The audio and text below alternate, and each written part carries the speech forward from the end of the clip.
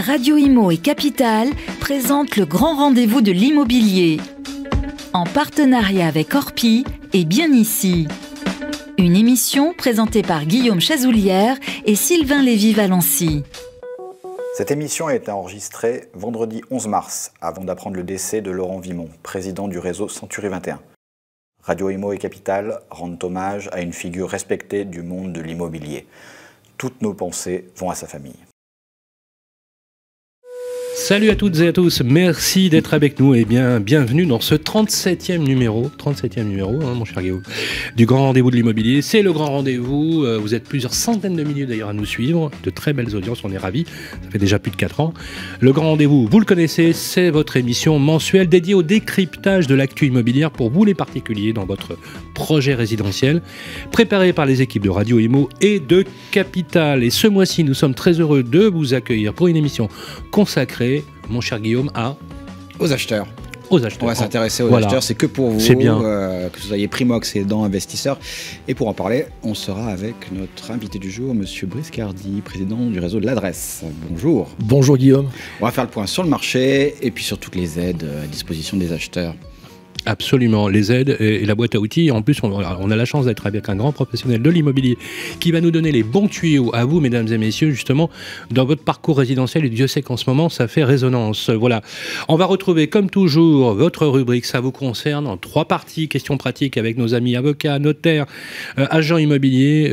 On va parler de marché et des réponses, justement, que l'on va vous apporter. Et bien sûr, nous avons le conseil juridique de Roselyne Conan, la directrice générale de l'ANI, l'Agence nationale d'information pour le logement, et bien sûr, sans oublier l'édito de notre ami David Benbassa, directeur général de Bien Ici. Merci d'être fidèle à ce grand rendez-vous de l'immobilier. C'est parti pour ce 37e numéro. Le grand rendez-vous de l'immobilier, le grand témoin. Et bien voilà, merci en tout cas à toutes et à tous, et surtout n'hésitez pas à nous écrire. Pour démarrer ce numéro, Guillaume, on a décidé qu'on allait un peu faire la boîte à outils, les bons trucs, voilà. Et on s'est dit qu'on allait choisir un président emblématique d'un réseau qui est un réseau coopératif. J'insiste beaucoup sur l'idée. Brice Cardy, merci d'être avec nous. Vous êtes le grand témoin du moment, et c'est à vous que Guillaume, d'ailleurs, va poser la première question. Rebonjour, Monsieur Brice Cardy. Oui. Après une année de transactions record, 2021, tout le monde était unanime là-dessus, les acheteurs sont-ils toujours aussi présents en agence en ce début d'année ? Jusqu'ici, oui. Jusqu'ici, tout va bien. Tout va bien. Tout va bien.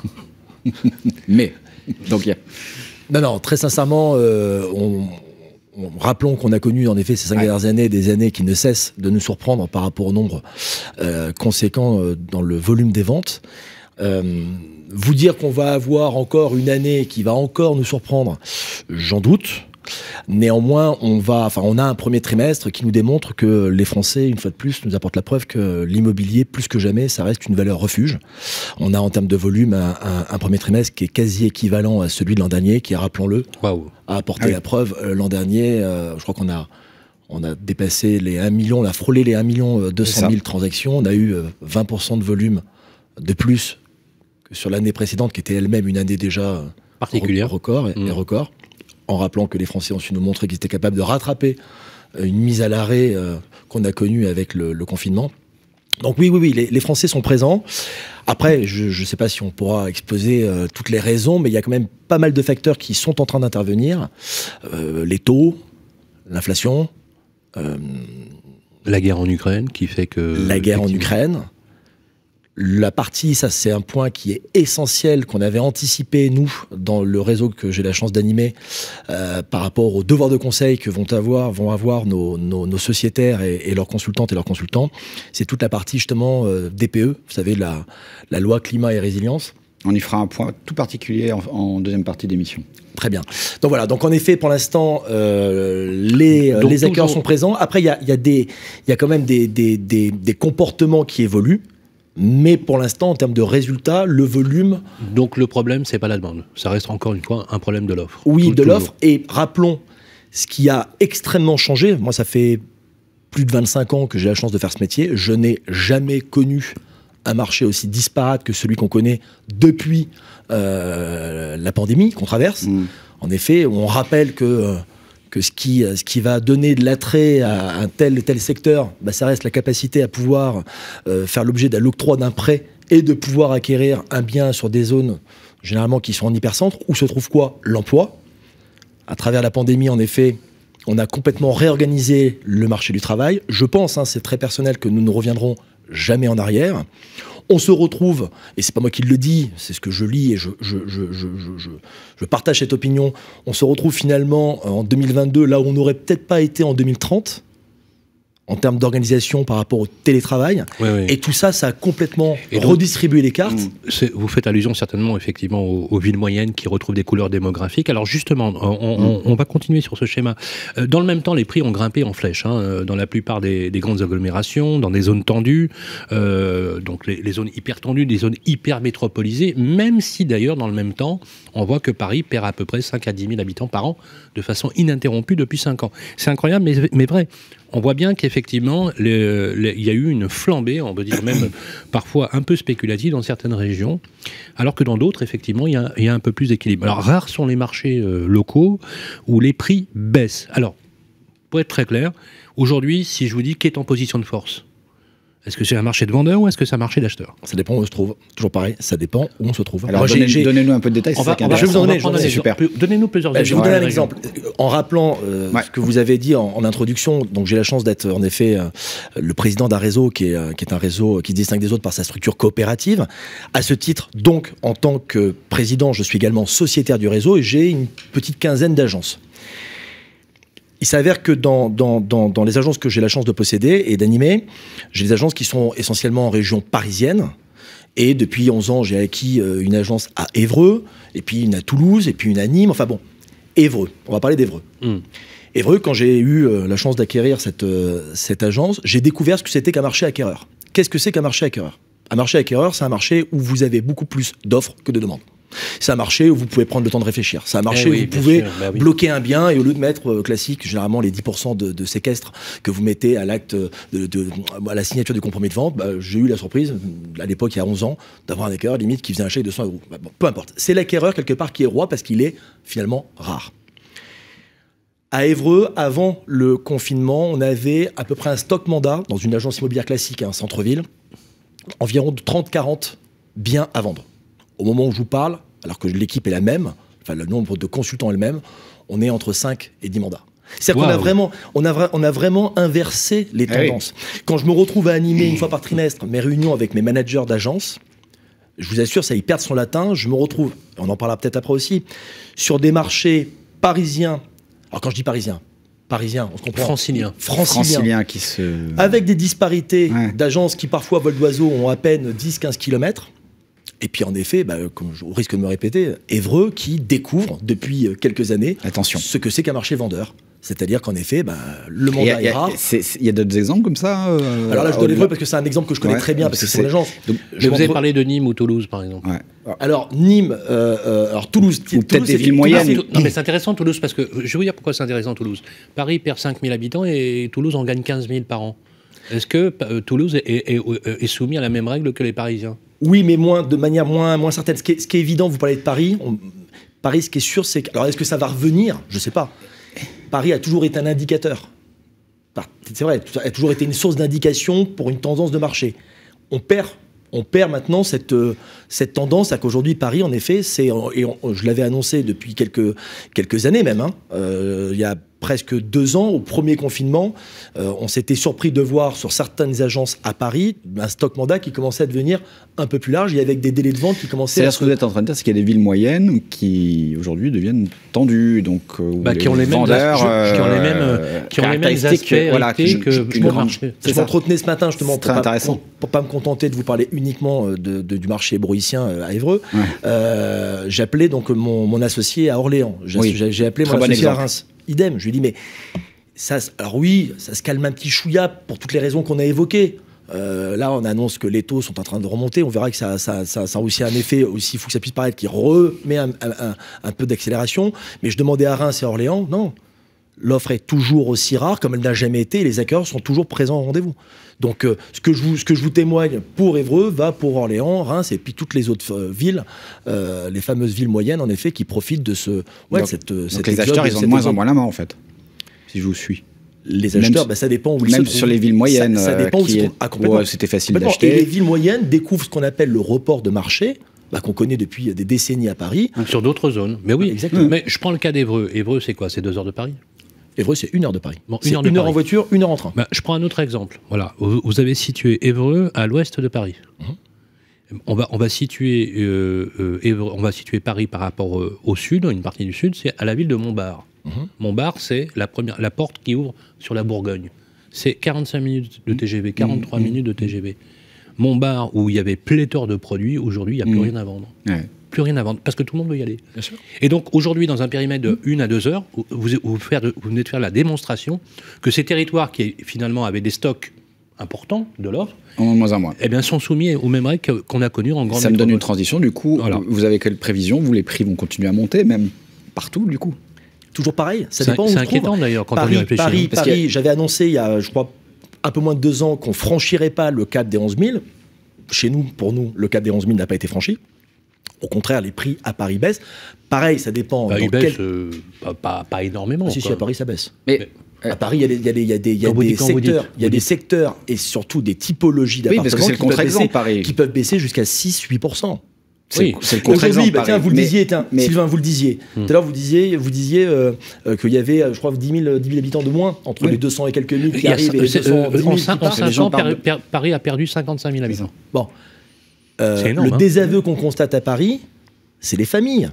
Ah oui, Il y a deux choses qu'il faut constater. La première, c'est en effet la notion du télétravail qui a permis de s'organiser, de plus forcément être dépendant de la proximité qu'on doit Et donc, on sort à de la l'emploi capitale. qui est généralement consacré D'accord. et jusqu'à présent dans les grandes villes, qui demeure. Bon. Mm. Le deuxième chose, c'est que les Français ont mis, notamment pour le premier confinement, sur lequel ont vraiment apporté la preuve qu'au-delà de la valeur refuge que peut apporter le foncier et la pierre, il y a surtout la notion, surtout chez les Français, de se sentir bien chez soi. Bien chez soi, c'est quoi? C'est avoir plus grand et plus vert, plus d'extérieur. Ben oui. Et en gros, Oui, quand vous parce êtes dans que- un appartement familial... Non, mais parce que les Parisiens ont fait connaissance avec leur logement à cause du confinement. Exactement. Ils se sont rendus compte que finalement, là, ils faisaient un sacrifice en disant je fais un sacrifice, mais y vivre 24 heures sur 24 Ouais. pendant 6 mois, ça a été juste l'enfer. On est d'accord. Voilà, juste l'enfer. Alors, on va avancer, si vous voulez bien, Briscardi. On a beaucoup parlé, parce qu'on parlait de l'Ouest, de l'Ouest parisien, on a beaucoup parlé, alors ça c'est bien écrit par notre ami Guillaume, on a parlé de la ruée vers l'Ouest, voilà. C'est même pas moi.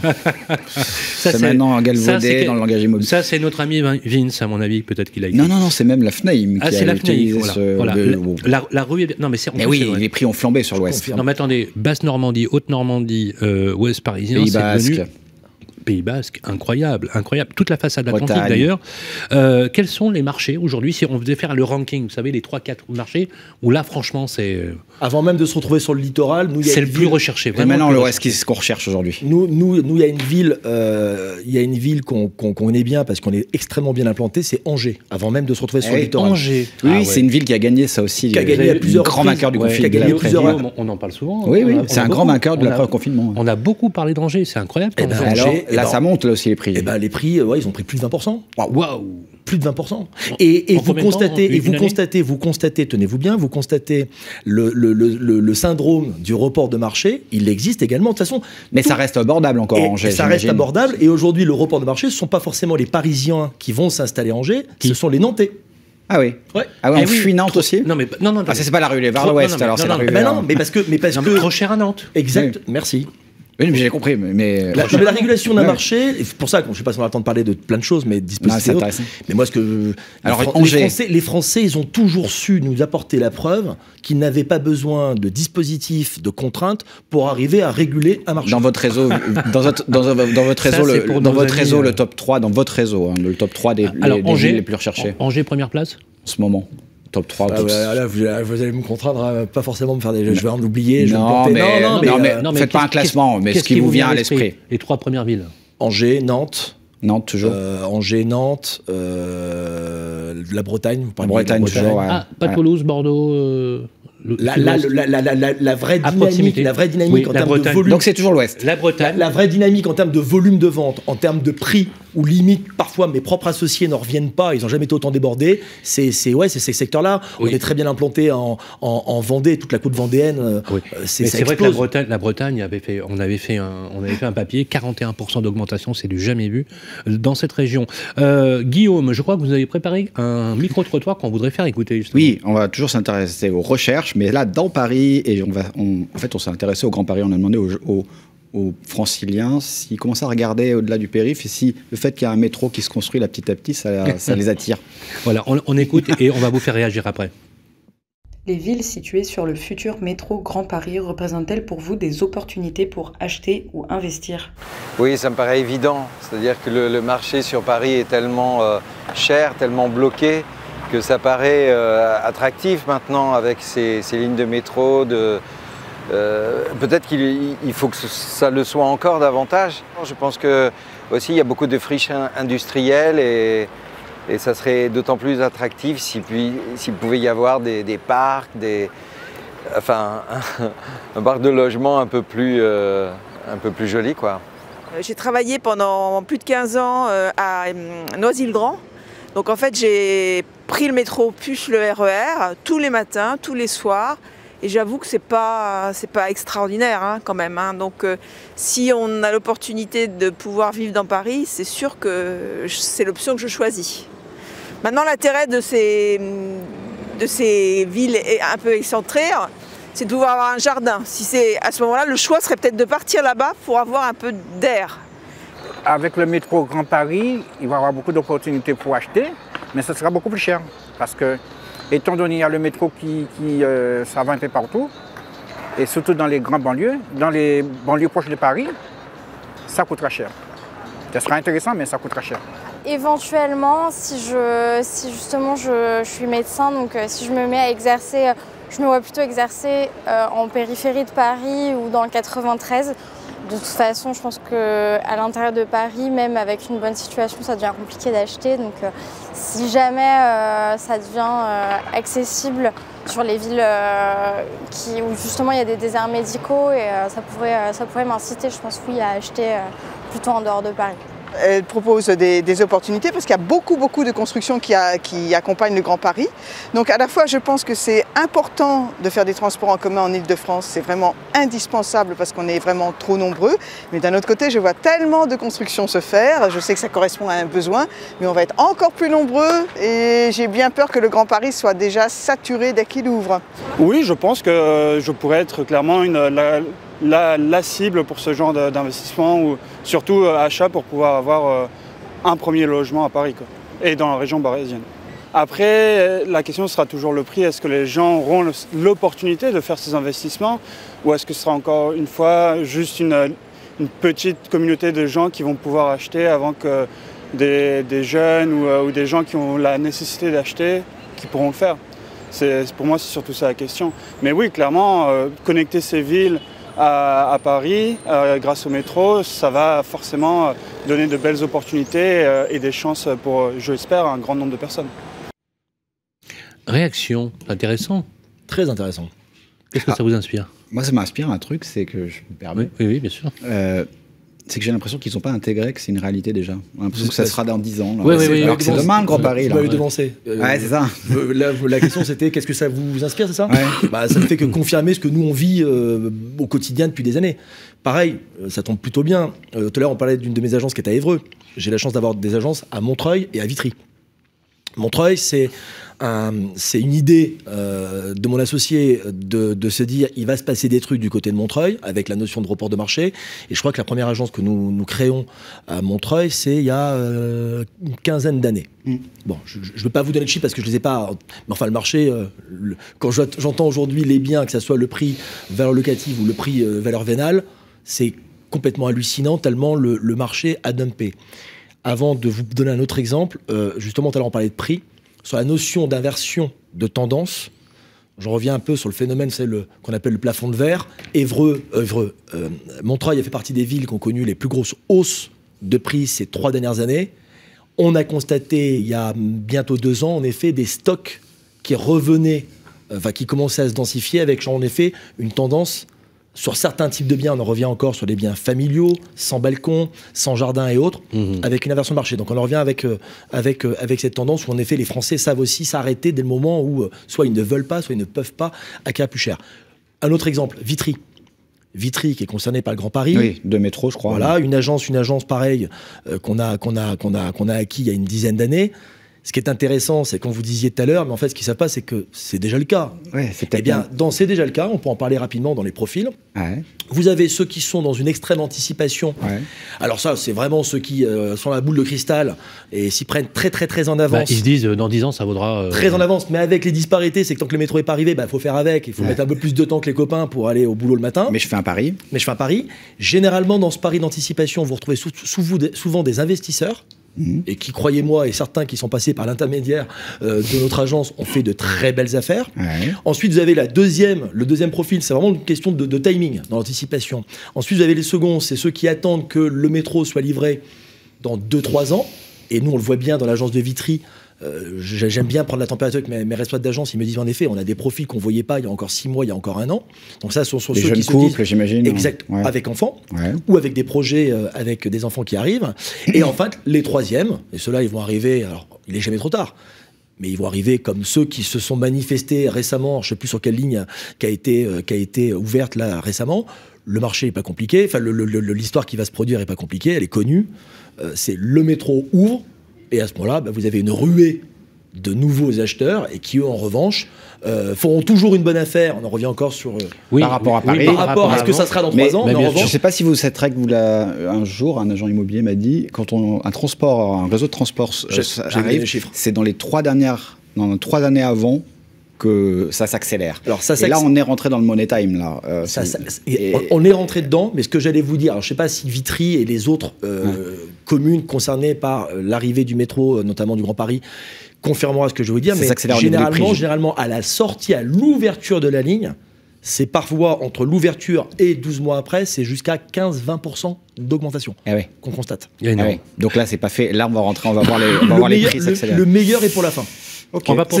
Comme l'émission est consacrée aux acheteurs, ça faut vraiment qu'ils l'entendent. Le meilleur est pour la fin, et si en effet ils veulent être dans l'anticipation, et on rappellera que c'est 2024-2025. Exactement. Et d'ailleurs, c'est intéressant parce qu'effectivement, dans la shortlist et dans la programmation de cette boîte à outils, on pourra leur dire aussi, parfois, il est un peu plus sage d'anticiper, si on peut. Voilà. C'est exactement ça. Bien évidemment. Merci en tout cas, messieurs. Restez avec nous.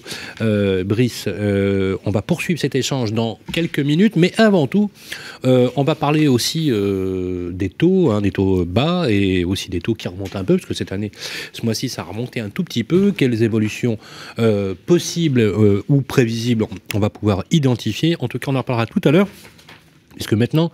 C'est le moment que vous aimez bien, les amis. C'est Ça vous concerne. Pour notre première partie, on va retrouver nos experts. Le grand rendez-vous de l'immobilier revient dans un instant. Vous et moi, on se connaît bien. On se voit tous les jours. Vous pouvez trouver que j'ai du charme, que je suis un peu démodé, ou trop isolé. Je suis capable de faire rêver, comme d'empêcher de dormir. Mais même quand je ne suis pas là, on parle de moi. Et s'il arrive que l'on me quitte, c'est toujours bon de me retrouver. De m'avoir, tout simplement. Je suis l'ancien, l'actuel, le prochain. Je suis le bien, celui que vous voulez acheter, vendre, louer ou faire gérer. Orpi, des femmes et des hommes pour votre bien. Harold se sent bien ici. Il y a une bonne boulangerie. C'est bien ici. Il est à 5 minutes de l'école, 20 minutes de son travail. C'est bien ici. Et il adore nager. C'est bien ici. C'est sur bienici.com qu'Harold a eu son coup de cœur. Eh, c'est bien ici. Pour une recherche immobilière innovante, par vie de quartier et temps de trajet. Bienici.com, la meilleure façon de trouver son futur logement. Le grand rendez-vous de l'immobilier, ça vous concerne. Eh bien voilà, première partie de Ça vous concerne, le rendez-vous attendu chaque mois dans le grand rendez-vous de l'immobilier. Vous pouvez bien sûr, comme vous le faites chaque mois, poser les questions à nos experts sur le groupe Facebook Les Proprios, animé par nos amis de Capital, et toujours avec l'ami Vince. Voilà. Oui, bonjour. Frais, dispo, cheveux coupés. Voilà. J'ai pris 2 mois pour revenir, donc ça va. Ouais. Non, la dernière fois que je vous ai vu arriver, je me suis dit, tiens, Jimi Hendrix a été relooké. Oui, ou un Beatles, ou ce que vous voulez. Voilà, mais très stylé, très pop comme ça. Je vous remercie. Alors, l'ami Vincent, qu'est-ce qu'on a aujourd'hui? Une experte. Notre première experte, elle est chasseur d'immobilier, chasseuse d'immobilier, Delphine Herman. Bonjour. Bonjour. Du chasseur Omliou. La première question pour vous, de Cécile. Elle s'apprête à faire une offre pour l'achat d'un appartement dans une copro de 10 lots.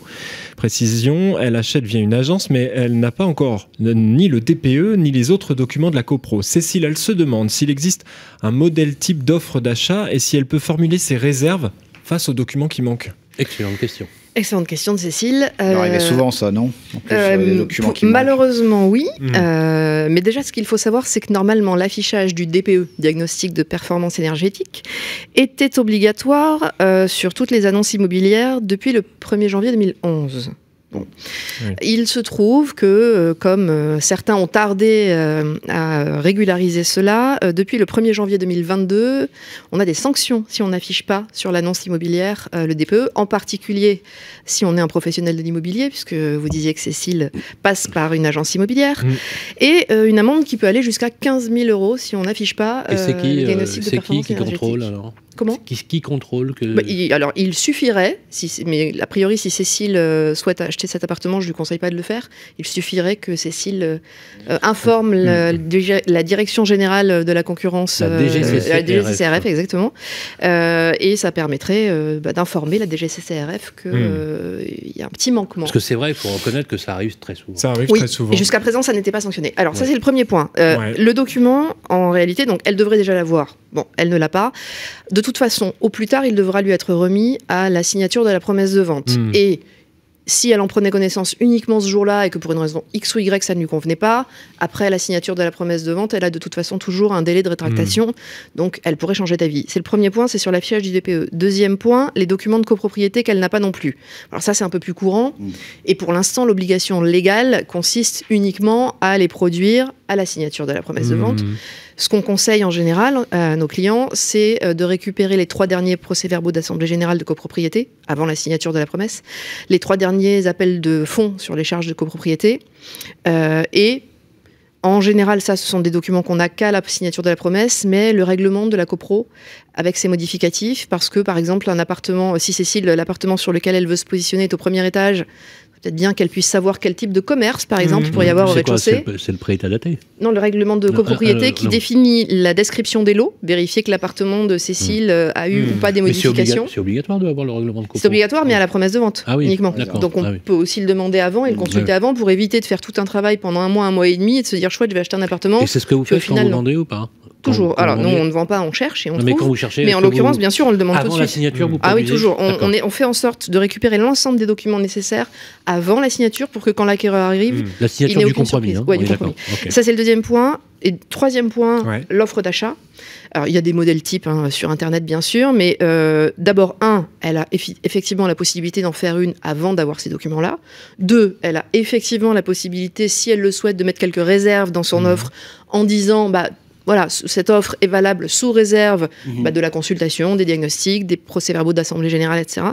Et enfin, si on devait lui donner un modèle type, ce qui est important, c'est de décrire le bien et ses annexes, expliquer qu'on se porte acquéreur de tel appartement, par exemple, si c'est un appartement, et sa cave ou son parking, pour éviter qu'on vous dise, en fait, ce sera en plus.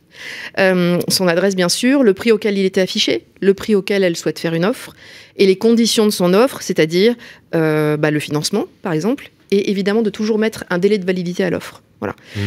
Et bien sûr, ses coordonnées, puisque c'est quand même plus pratique pour la rappeler. Une autre question, notre ami Rachida. Une autre question de Rachida. Après Cécile, Rachida, elle est propriétaire bailleur.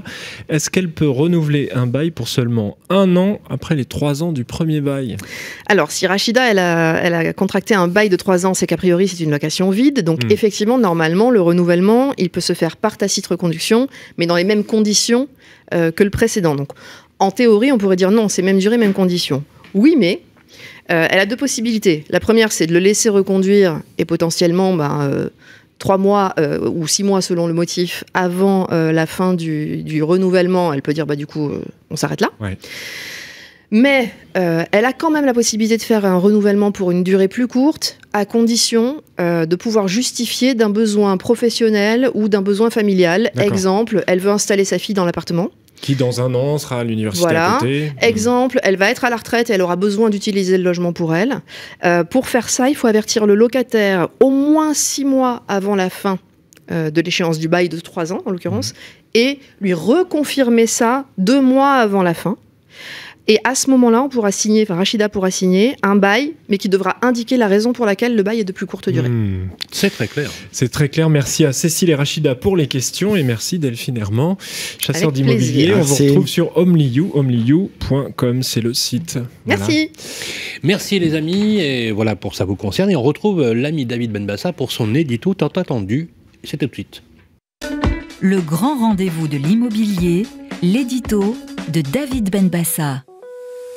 David Benbassa, directeur général de Bien Ici, nous a rejoint. Comment ça va, David? Très bien, Sylvain. Bonjour, bonjour Guillaume. Voilà. Salut. Voilà, une voix qui nous a manqué, mais on est ravis aussi d'avoir notre ami Philippe de Lignyville, qui nous a dignement remplacé le mois prochain. D'ailleurs, nous retrouverons régulièrement Philippe sur l'antenne. Alors, pour ce numéro, on se pose une question. Pourquoi le portail immobilier s'impose aujourd'hui, dorénavant? Il n'y a plus de débat dans la recherche immobilière. On parle en ce moment de boîte à outils, comment réussir son achat ou son investissement en 2022. Forcément, je vais vous parler du portail immobilier, c'est un milieu que je connais bien. Et il est essentiel tout simplement parce que 9 recherches immobilières sur 10 démarrent sur Internet. Et sur Internet, ce qui se passe, c'est que le trafic va de manière assez naturelle sur les portails immobiliers car ils trustent les premières places sur les moteurs de recherche. Donc assez naturellement, les portails immobiliers captent cette audience. Deuxième élément, outil incontournable, car ce sont sur les portails immobiliers que vous avez le plus grand volume d'annonces immobilières, donc le plus grand choix pour les internautes. Sans se déplacer. C'est évident.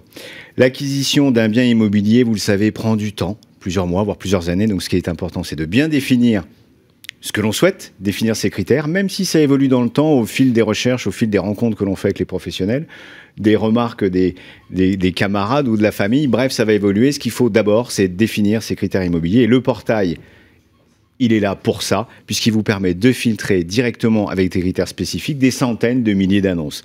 On va parler des critères indispensables pour l'achat immobilier, notamment, la localisation.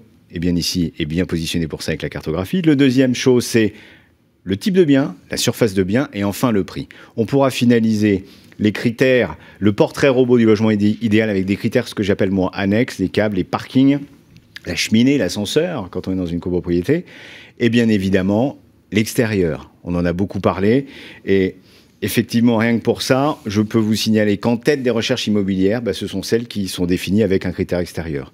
Entre 2020 et 2021, le nombre de recherches avec jardin, balcon, terrasse a tout simplement doublé sur Bien Ici en un an. Également, en 2021, 1 personne sur 4 qui affinait sa recherche immobilière intégrait un critère d'extérieur. Autant vous dire que c'était un élément primordial. Enfin, un critère qu'on évoque beaucoup, mais qui est extrêmement important, c'est le nombre de photos. Vous ne pouvez pas imaginer qu'aujourd'hui, sur Bien Ici, le fait de consulter uniquement des annonces avec photos, donc ça c'est possible d'un simple clic, et ça constitue le 3e critère de recherche immobilier. Ah oui, d'accord. Donc des annonces sans photos, finalement, peuvent passer à la trappe de la recherche. Juste une petite question, est-ce que le nombre de photos a une importance? Alors oui, ce qui est de manière intelligente, c'est au moins d'avoir chaque pièce bien identifiée avec une photo, même les pièces techniques, c'est pas très grave. Maintenant, nous on considère que, et on a pu le chiffrer, qu'à partir de 5 à 6 photos, vous arrivez au top de la transformation, donc de la visibilité. Vous pouvez mettre 10-15, ça n'aura pas plus d'effet sur la visibilité de l'annonce. Et la visite 3D, ça prend ou c'est encore gadget? La visite virtuelle. Virtuelle, voilà. Et l'élément complémentaire de ces photos, et ça a également excessivement amélioré la visibilité du bien, notamment en période de post-confinement, ça c'est extrêmement important. Et la vidéo aussi suit le même trend, mais vraiment, photos, visites virtuelles sont des éléments incontournables maintenant. C'est bon à savoir. Année après année, les critères ne cessent de s'étoffer sur l'ensemble des portails immobiliers. Sur Bien Ici, on essaie de s'adapter aux besoins des clients. On a notamment mis en avant le critère de connexion à la fibre, vous vous en doutez, qui était très pertinent dans le télétravail. Et puis le deuxième élément, c'est de savoir si la copropriété bénéficie de bornes de recharge électrique. Quand on voit l'avènement des véhicules électriques, c'est un critère intéressant. Surtout en ce moment. Avec le prix. Grâce au portail immobilier, vous l'avez compris, vous avez déjà tous les premiers éléments. Un, pour vous faire une idée sur la faisabilité de votre projet immobilier. Confronter votre budget à la réalité du marché. Est-ce que vraiment on va pouvoir passer? Et enfin, avoir une vision de l'ensemble des professionnels immobiliers sur le secteur. Donc, à partir de là, votre projet est bien défini, vous pouvez y aller. Mais vous le savez, sur le marché immobilier, tout va très vite. Et j'aurais 4 choses à vous dire. 4 parties qui vont vraiment faire la différence qui va montrer l'intérêt du portail immobilier. Le premier, c'est que le portail immobilier est là pour vous faire gagner du temps. Ça, c'est essentiel. Avec des outils tels que l'alerte email, qui vous permet d'avoir en premier quel est le nouveau bien qui vient de se mettre sur le marché. La deuxième chose, ce sont les suggestions d'annonces, avec des évolutions de critères, soit géographiques, soit évolution de certains critères, qui vous permettent finalement de ne rater aucun bien qui pourrait vous intéresser. Autre élément, la zone de recherche. Vous savez, celle que l'on dessine sur la cartographie, ça c'est présent sur Bien Ici, ça permet d'avoir une recherche plus fine que le simple code postal sur lequel vous allez peut-être ignorer certaines parties du code postal. Dernier élément, les contenus éditoriaux. Ça aide pas mal l'internaute à se faire une idée sur les évolutions du marché. Donc, premier élément, gagner du temps. Deuxième élément, ça va être très simple, c'est pour conforter le choix de l'internaute sur le bien en question. Vous connaissez l'adage, dans l'immobilier, 3 éléments, l'emplacement et l'emplacement. Ouais. Qui dit emplacement dit géolocalisation, dit cartographie. Forcément, Bien Ici a pris ses lettres de noblesse sur ce sujet-là, en donnant de l'information sur le quartier, sur les points d'intérêt, les commerces, les parcs, les réseaux de transport. L'innovation fondatrice au départ. Hein. Absolument. Qui permet d'identifier les biens sur la zone sélectionnée, mais aussi peut-être sur la zone voisine qu'on n'avait peut-être pas imaginée, mais dont les biens qu'on a souhaité critériser sont en train de ressortir. C'est important. L'information sur les communes et les quartiers avec beaucoup de données, ce sont des éléments importants pour conforter l'achat d'un bien. Et en même temps, vous avez des fonctionnalités et des outils comme la recherche par temps de trajet qui apportent vraiment une confortation au client, de sorte à pouvoir identifier, en fonction de critères de bien, la distance à laquelle vous ne souhaitez pas aller plus loin par rapport à l'école des enfants ou votre propre bureau. C'est des éléments importants. Je vais dire un mot là-dessus. En 2021, il y a eu une forte hausse de l'utilisation de l'ensemble de ces critères de recherche géographique. C'est assez impressionnant. Je parlais du dessin sur la carte. Le nombre d'utilisateurs a augmenté de 23% entre 2021 et 2020. Et ça, sans considérer la hausse de trafic de Bien Ici, bien évidemment, qui a largement augmenté. Deuxième élément, c'est les volumes de recherche sur cette fonctionnalité recherche par temps de trajet. Elle a été multipliée par 2. Donc vous voyez bien dans ces mouvements de population, et la crise sanitaire a fait bouger tout ça, l'élément géographique est un élément essentiel dans le choix. Donc 2 petits éléments quand même complémentaires aussi, pas inintéressants sur ces recherches géographiques. Il y a une augmentation extrêmement importante depuis le confinement sur l'utilisation de modes de trajet individuels versus les modes de trajet collectifs dans cette recherche par temps de trajet. Ça, c'est assez intéressant. La crise sanitaire en est la cause. On préfère effectivement prendre un mode de trajet individuel. Et ça, on l'a vu très clairement dans la recherche immobilière. C'est clair. Ce qui ne change pas depuis les 3 dernières années, vous parliez de la typologie de mode de transport. Le vélo, c'est toujours maximum 20 minutes. Excusez-moi, à pied c'est 20 minutes, en vélo 25 minutes, avec une variabilité qui s'est passée à 30 minutes entre mai 2020 et avril 2021. On se permettait de prendre un trajet un petit peu plus long, toujours avec quand on était dans les phases de confinement. On voit bien la relation avec la pandémie. Oui. Exactement. Le véhicule, plus ou moins 30 minutes, et on va jusqu'à 40 minutes pour les modes de transport en commun. Ça, j'ai trouvé ça intéressant. Je vais terminer avec mes 2 derniers points. Le troisième, portail immobilier, mais c'est surtout Bien Ici qui a marquer le pas là-dessus, c'est de permettre aux internautes de se projeter dans leur futur logement neuf. Je parlais de cartographie, on va parler de cartographie 3D qui a vraiment fait évoluer la visualisation des programmes neufs parce que tout simplement, vous avez la capacité de modéliser le programme dans son environnement. Et d'imaginer ce que va donner... Et ça, c'est vraiment le savoir-faire, de le voir. Bien Ici pour le coup. Et ça permet finalement de projeter tout le monde dans son futur logement. Quand je dis dans le logement, grâce aux visites virtuelles, on en parlait. Est-ce qu'on a aussi la possibilité sur votre média de réserver par exemple un bien aussi C'est possible, ça aussi? Évidemment. C'est l'extension. Vous me prenez de vitesse, Sylvain? C'est l'extension finale qui permet de dire on donne de la visite au bien et on va permettre effectivement de réserver le bien directement une fois qu'on aura fait la visite virtuelle. Tout simplement, elle est réservée en ligne. Ouais. Et ça, c'est une fois qu'on aura, et la cartographie en 3D permet ça, d'avoir visualisé l'ensoleillement autour du bâtiment, tout simplement, avec les ombres portées, de savoir si la terrasse qu'on a identifiée aura le soleil. Petite question, David. Ah oui, conclusion. Et enfin, dernier point, qui est important, parce qu'une fois qu'on a gagné du temps, conforté, projeté, on va sécuriser. Et là, vous me voyez venir. Finalement, quand on considère un portail immobilier comme bien ici, ben finalement, c'est le seul qui ne propose uniquement des biens de professionnels.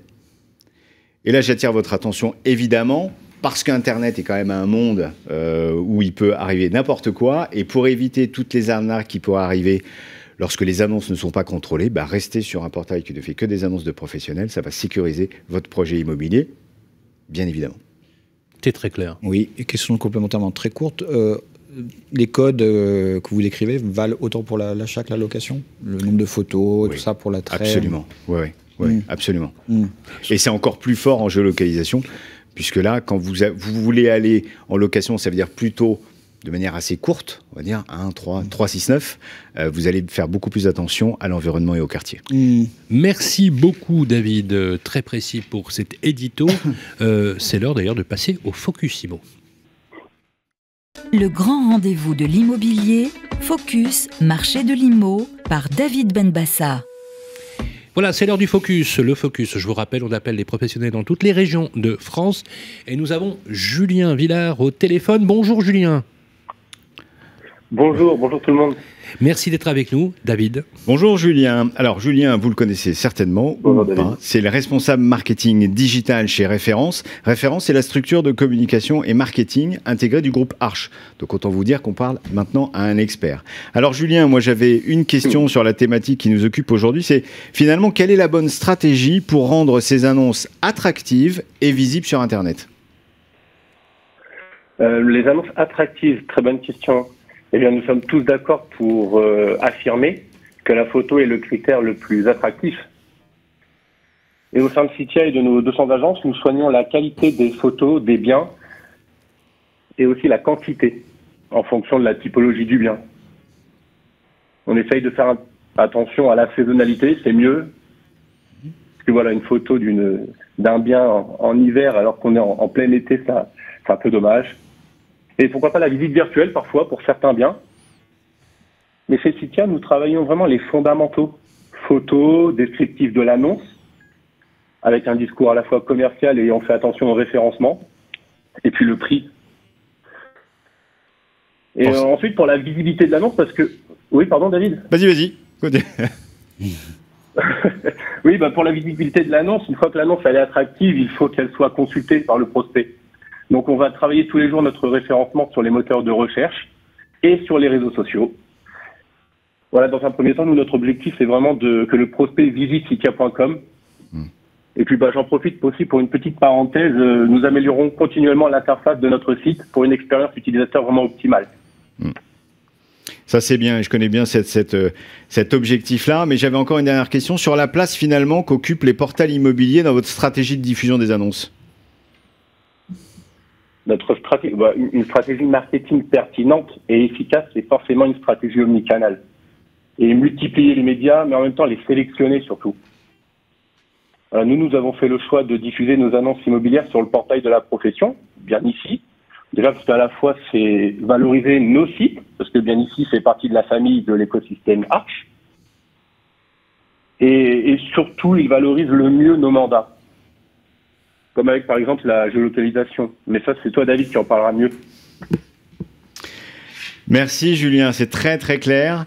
Et moi, je vais en fait souhaiter à tous nos internautes une bonne recherche immobilière forcément sur Bien Ici et puis des bons projets immobiliers pour 2022. Merci, Julien Villard. D'ailleurs, j'ai noté effectivement les points importants que vous avez dit. Le nombre de photos, vous l'avez dit aussi, la qualité des photos, la saisonnalité. Ça, c'est très important. Le principe de la visite virtuelle, effectivement, ça, c'est vraiment la boîte à outils qui marque le parcours résidentiel. Merci, Julien Villard. Merci à vous, merci beaucoup. Voilà, et on retrouve bien évidemment cette séquence sur le podcast du Grand Rendez-vous de l'immobilier. On enchaîne. Le Grand Rendez-vous de l'immobilier, ça vous concerne. Rebonjour les amis, voilà 37e numéro, ça vous concerne. Seconde partie, toujours avec l'ami Vincent qui est passé entre deux camions. Ça lui va beaucoup mieux en termes de coupe de cheveux, n'est-ce pas? Oui, c'est ça, c'est surtout la coupe de cheveux. Alors, l'ami Vincent, qu'est-ce qui nous attend? Et nous avons notre avocat préféré sur le plateau. Hein. Manuel Raison. Bonjour Manuel. Bonjour. Bienvenue au micro du Grand Rendez-vous de l'immobilier. La question... Intéressant de s'appeler Raison quand on est avocat. Oui, bah oui. On peut tout gagner à ce prix-là. C'est pour ça que le cabinet s'appelle Raison Avocat. Manuel, cette question pour vous. Arthur est copropriétaire. Des travaux sur les parties communes de l'immeuble ont été votés en assemblée générale et nécessitent l'accès à son logement et la destruction d'une partie de sa cuisine pour accéder à une colonne partie commune. Arthur est-il en droit de refuser l'accès à son logement? Waouh. Ouais. Ça, c'est courant, ça. Hein. C'est très courant. Alors, on a le cas en ce moment avec une de nos collaboratrices. C'est incroyable. Ouais.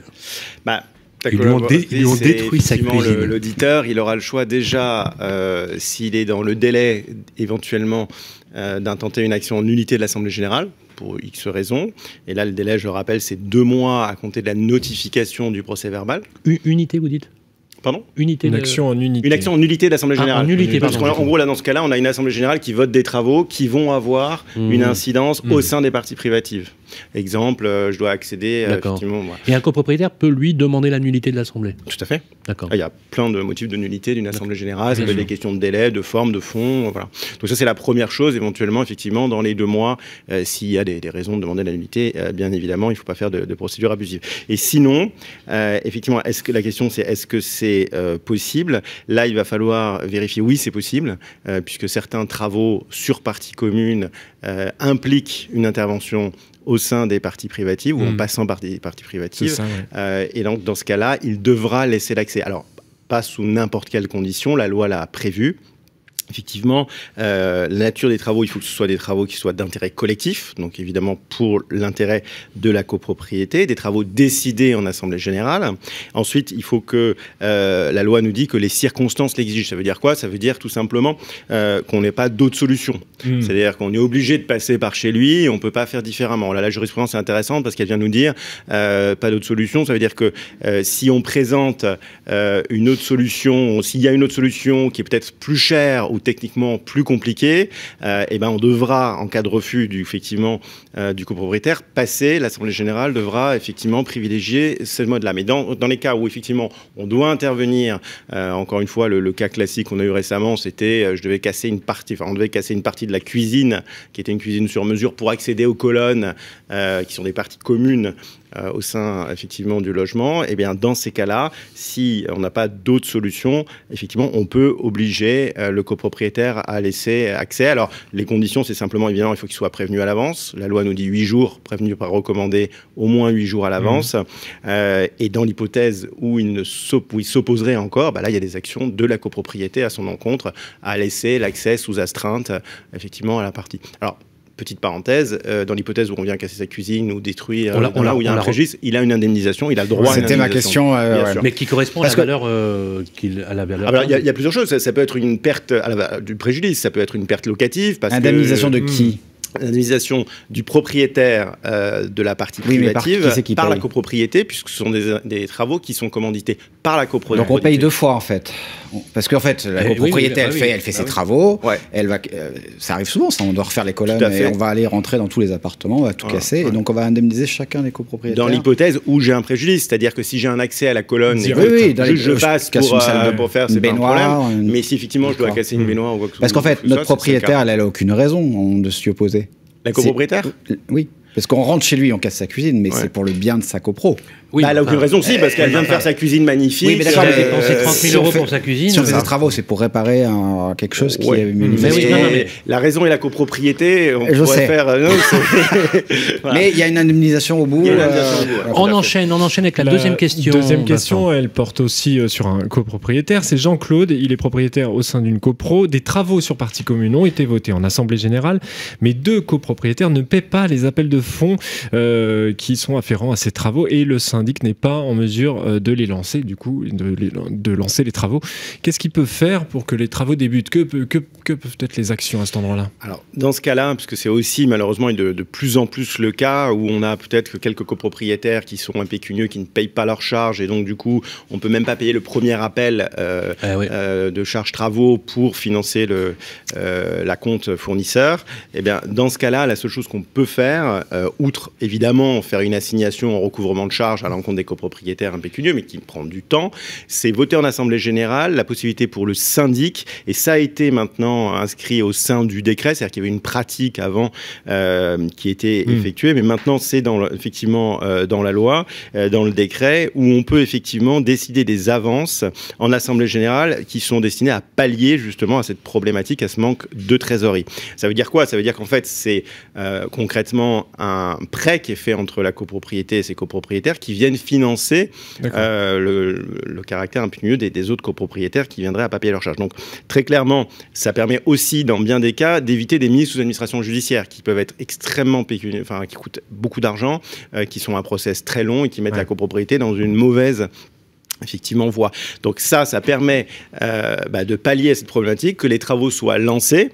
Alors conséquences qu'on a effectivement et qui sont prévues par la loi, c'est vous avez la vente du lot du propriétaire qui a participé à cette avance. C'est-à-dire, moi, effectivement, je voulais absolument que les travaux soient faits, donc j'ai accepté de payer, lors de l'Assemblée Générale, j'ai accepté la résolution qui venait de dire que je payerais en plus de ma quote-part pour, effectivement, pallier au problème de trésorerie. Eh bien, dans ce cas-là, je viens à vendre, je suis remboursé pendant la vente, au moment de la vente, par la copropriété de cette avance.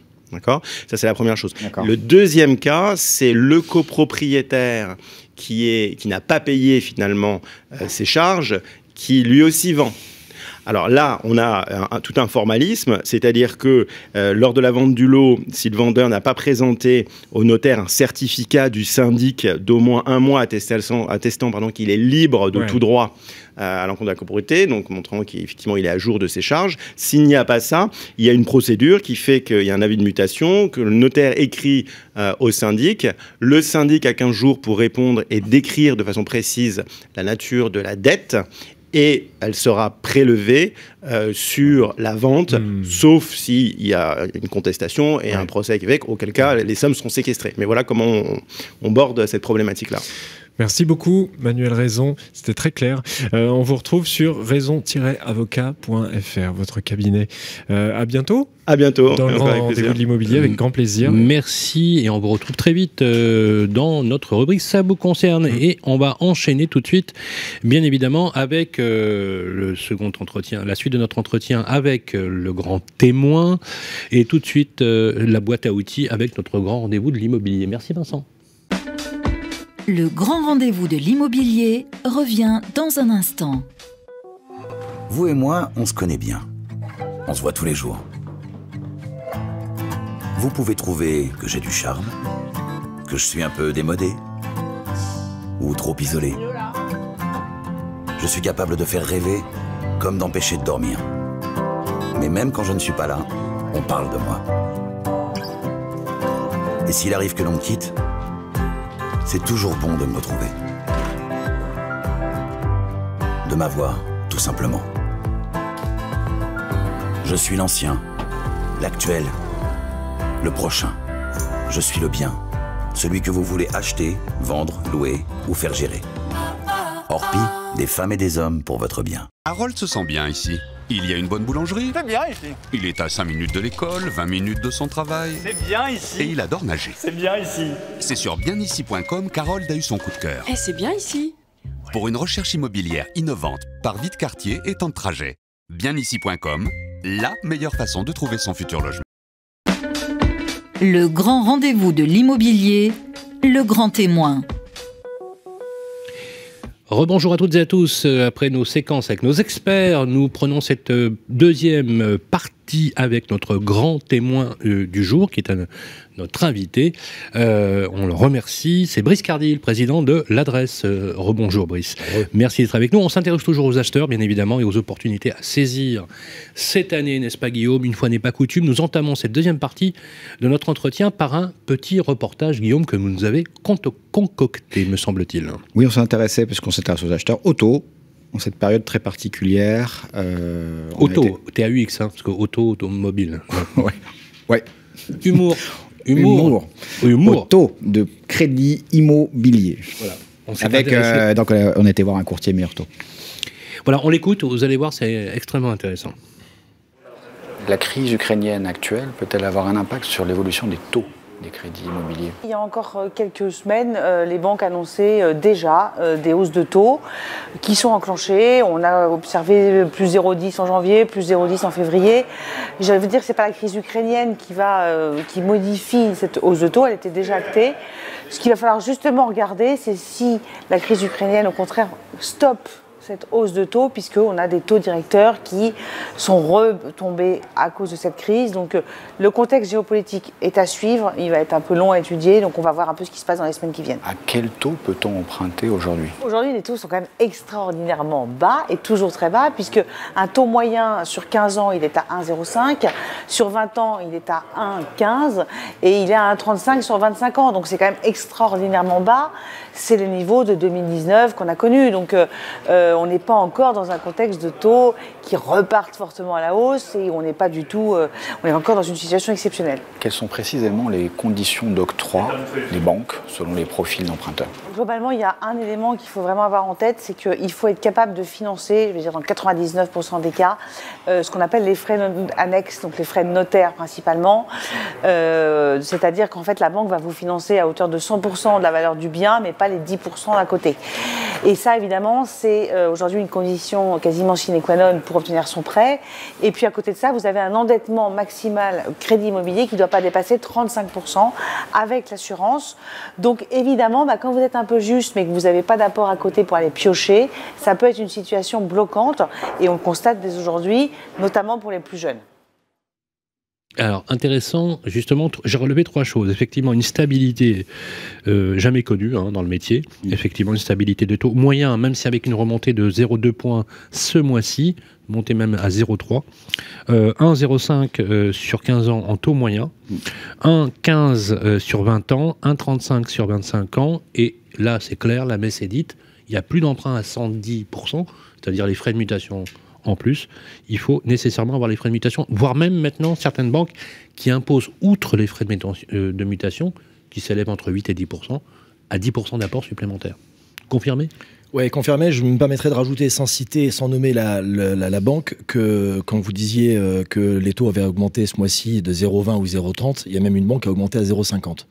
Et pour que celles et ceux qui nous écoutent nous comprennent bien, 0,5% d'augmentation, ça veut dire que si vous empruntez, il faut savoir que l'acquisition moyenne en France, on est à 270 000 euros, donc on va arrondir pour que tout le monde nous comprenne facilement à 300 000. Emprunter 300 000 et avoir une augmentation de 0,5, ça veut dire que pour avoir l'octroi de votre prêt, il va falloir que vous gagniez 300 euros net par mois de plus. Oui, soit l'équivalent en poids chargé d'environ 700 euros, ce qui est considérable. En même temps, on ne sait pas où ça va aller, ce qu'a l'air de nous dire. C'est intéressant. Est-ce que ça veut dire, on va suivre le même raisonnement, c'est important pour ceux qui nous écoutent, est-ce que ça veut dire que finalement cette variation de taux peut désolvabiliser des ménages qui ne pourraient plus, avec des taux qui étaient inférieurs, acquérir le même niveau de propriété? Complètement. Et ces mêmes Donc ménages, ça exclut des primo-accédants automatiquement. Et ces mêmes ménages qui soit vont s'exclure du marché, soit vont... Et s'ils sont nombreux, ils finiront par y arriver. C'est le principe de ce que je vous évoquais préalablement, c'est que la régulation du marché se fait naturellement. Et nous, intermédiaires, on est là justement pour faciliter la compréhension des marchés entre des vendeurs et des acquéreurs pour montrer que ça change. Et si on le fait bien notre boulot, ça change plus vite que si on l'explique mal. Je ne sais pas si je suis clair dans mon propos. Tout à fait clair. Et donc oui, nécessairement, ça va amener ça. Ça peut amener en effet une régulation du marché à la baisse. L'autre chose qu'il faut entendre, c'est que... Alors il y a un paradoxe dans ce que je vais vous dire, mais ce qui se passe bizarrement, et c'est marrant parce que ça concerne notamment le marché bizarrement parisien. Pourquoi ? Parce qu'à Paris, les prix sont extrêmement chers. Donc une augmentation d'un taux de 0,2, 0,3, 0,5 a plus d'impact sur un bien à 1 million d'euros que sur un bien à 300 000 avec l'exemple que je vous ai cité. Ouais. Et je suis toujours au bas. Ah oui, 300 000, 0,5 égale 200 ou 300 euros net par mois qu'il faut gagner en plus. Imaginez si on est en 1 million, il faut gagner 1 000 euros net par mois en plus, ce qui n'est pas toujours évident. Ça se trouve, ça redescendra, on ne sait pas trop, mais bon. Et ce que je veux dire, c'est qu'il se stabilisera. Et il se passe justement, je termine juste mon propos, il se passe justement sur ce type de marché, avec le plafond de verre, avec des prix au mètre carré qui sont extrêmement chers, où là, on a bizarrement des acquéreurs qu'on avait un peu perdus, Paris, qui s'inquiètent de cette remontée de taux. Et oui, bien sûr. Et qui se disent, pareil, l'argent, il faut bien prévoir que je puisse... Non, mais la désolvabilisation, elle a deux aspects. C'est-à-dire pour ce qu'on appelle les économiquement forts, c'est des variations qui sont pas neutres du tout, puisque vous l'avez clairement expliqué avec des variations, mais je prends surtout le ventre mou du marché. Vous le savez que... est-ce que vous faites partie des professionnels qui pensent que c'est les primo-accédants qui tractent le marché? Bien sûr. Alors, c'est 40%. Un marché porteur, c'est un marché à 40%. Donc ça veut dire que 300 euros d'écart, si je prends l'exemple que vous avez donné, mais ça pourrait même être moins en volume d'écart, parce qu'à 150 ou 200 euros près, un dossier ne passe pas. Donc alors, ça veut dire qu'effectivement, on exclut... Alors justement, je continue sur cette trajectoire. Est-ce que, à l'adresse, vous disposez de données qui font que vous sentez qu'il y a une partie des acheteurs que vous aviez, vous n'avez plus, ou qui ne peuvent plus y accéder? Non, pour l'instant, on n'a pas. À la propriété. Non, pour l'instant, on n'a pas, parce que comme je vous le disais, mais... C'est la crainte. C'est un constat qui est... C'est pour ça que j'ai démarré l'émission en disant jusqu'ici tout va bien. Jusqu'ici tout va bien. En effet, pour l'instant, la crise en Ukraine, etc., on sent bien la volonté des banques à vouloir avoir... Ils sont mis des objectifs qui sont extrêmement hauts. Briscardi, est-ce qu'on peut dire à ceux qui nous écoutent, justement, qu'est-ce qu'il faut faire là en ce moment-là? Qu'est-ce que vous leur conseillez à ceux qui se trouvent dans une situation... Les jeunes acheteurs. Voilà. Les jeunes acheteurs. D'ailleurs, ils ont des dispositifs d'aide, il faut peut-être les rappeler. Voilà, c'était l'idée. Qu'est-ce que vous leur conseillez? Est-ce qu'il y a des dispositifs qui sont mis à leur disposition pour 2022 pour les primo-accédants? Qu'est-ce que vous leur conseillez là, à ceux qui... je leur conseille de se renseigner, je leur conseille d'aller justement taper à la porte des agences immobilières, et idéalement, si ils ont la chance d'avoir une agence de proximité qui s'appelle l'adresse, d'aller chez l'adresse. Non, mais vous plaisantez, Sylvain, mais dans notre mode coopératif, rappelons que c'est nous qui prenons les décisions, et on essaie de s'accorder à toujours être en phase avec le marché. C'est intéressant ce que vous dites, parce que... Donc être en phase, c'est dans une notion de conseil. Alors c'est quoi la différence entre, justement pour nos auditeurs, vous êtes un réseau coopératif, vous nous expliquez la différence? La différence, c'est que le réseau appartient à ses associés, donc c'est le principe même de un homme ou une femme égale une voix. Les voix s'expriment, elles s'expriment officiellement 2 fois par an par le biais de 2 assemblées générales, alors une qui est très formelle pour approuver les comptes de la coopérative, et le reste du temps, c'est d'être dans une réflection. Et quel est l'avantage pour le client final? Est-ce qu'on voit une différence? Je vais vous donner des exemples très concrets pour être bien clair. Vous avez un système qui s'est mis en place aujourd'hui dans l'immobilier, qui existe depuis maintenant 6-7 ans à peu près, qui est la notion de service post-signature, quelque chose qui n'est pas forcément dans l'ADN français, mais plus anglo-saxon, qu'on a le principe de la conciergerie. Aujourd'hui, vous avez des conciergeries pour tout, pour les banques, etc. La conciergerie dans l'immobilier... Après que vous avez vendu, après avoir vendu. Après avoir vendu. Ou loué. Ou loué, d'accord. Ou acheté. Toutes les personnes qui sont, à un moment donné, clients de l'adresse. D'accord. Ils ont quoi? Eh bien, la conciergerie, c'est l'adresse qui l'a créée.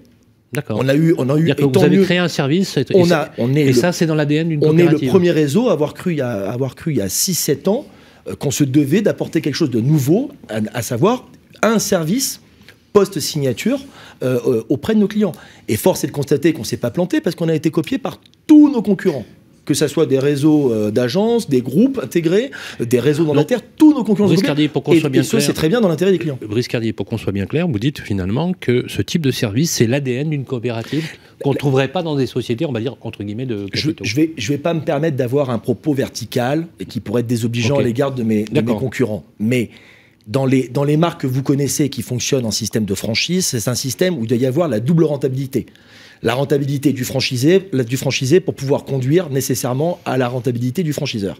Nous, dans un système coopératif qui coûte, je le rappelle rapidement pour ceux qui voudraient venir un jour créer une agence, taper chez l'adresse, on coûte tout simplement 3 fois moins cher que nos concurrents parce que c'est nous qui prenons les décisions.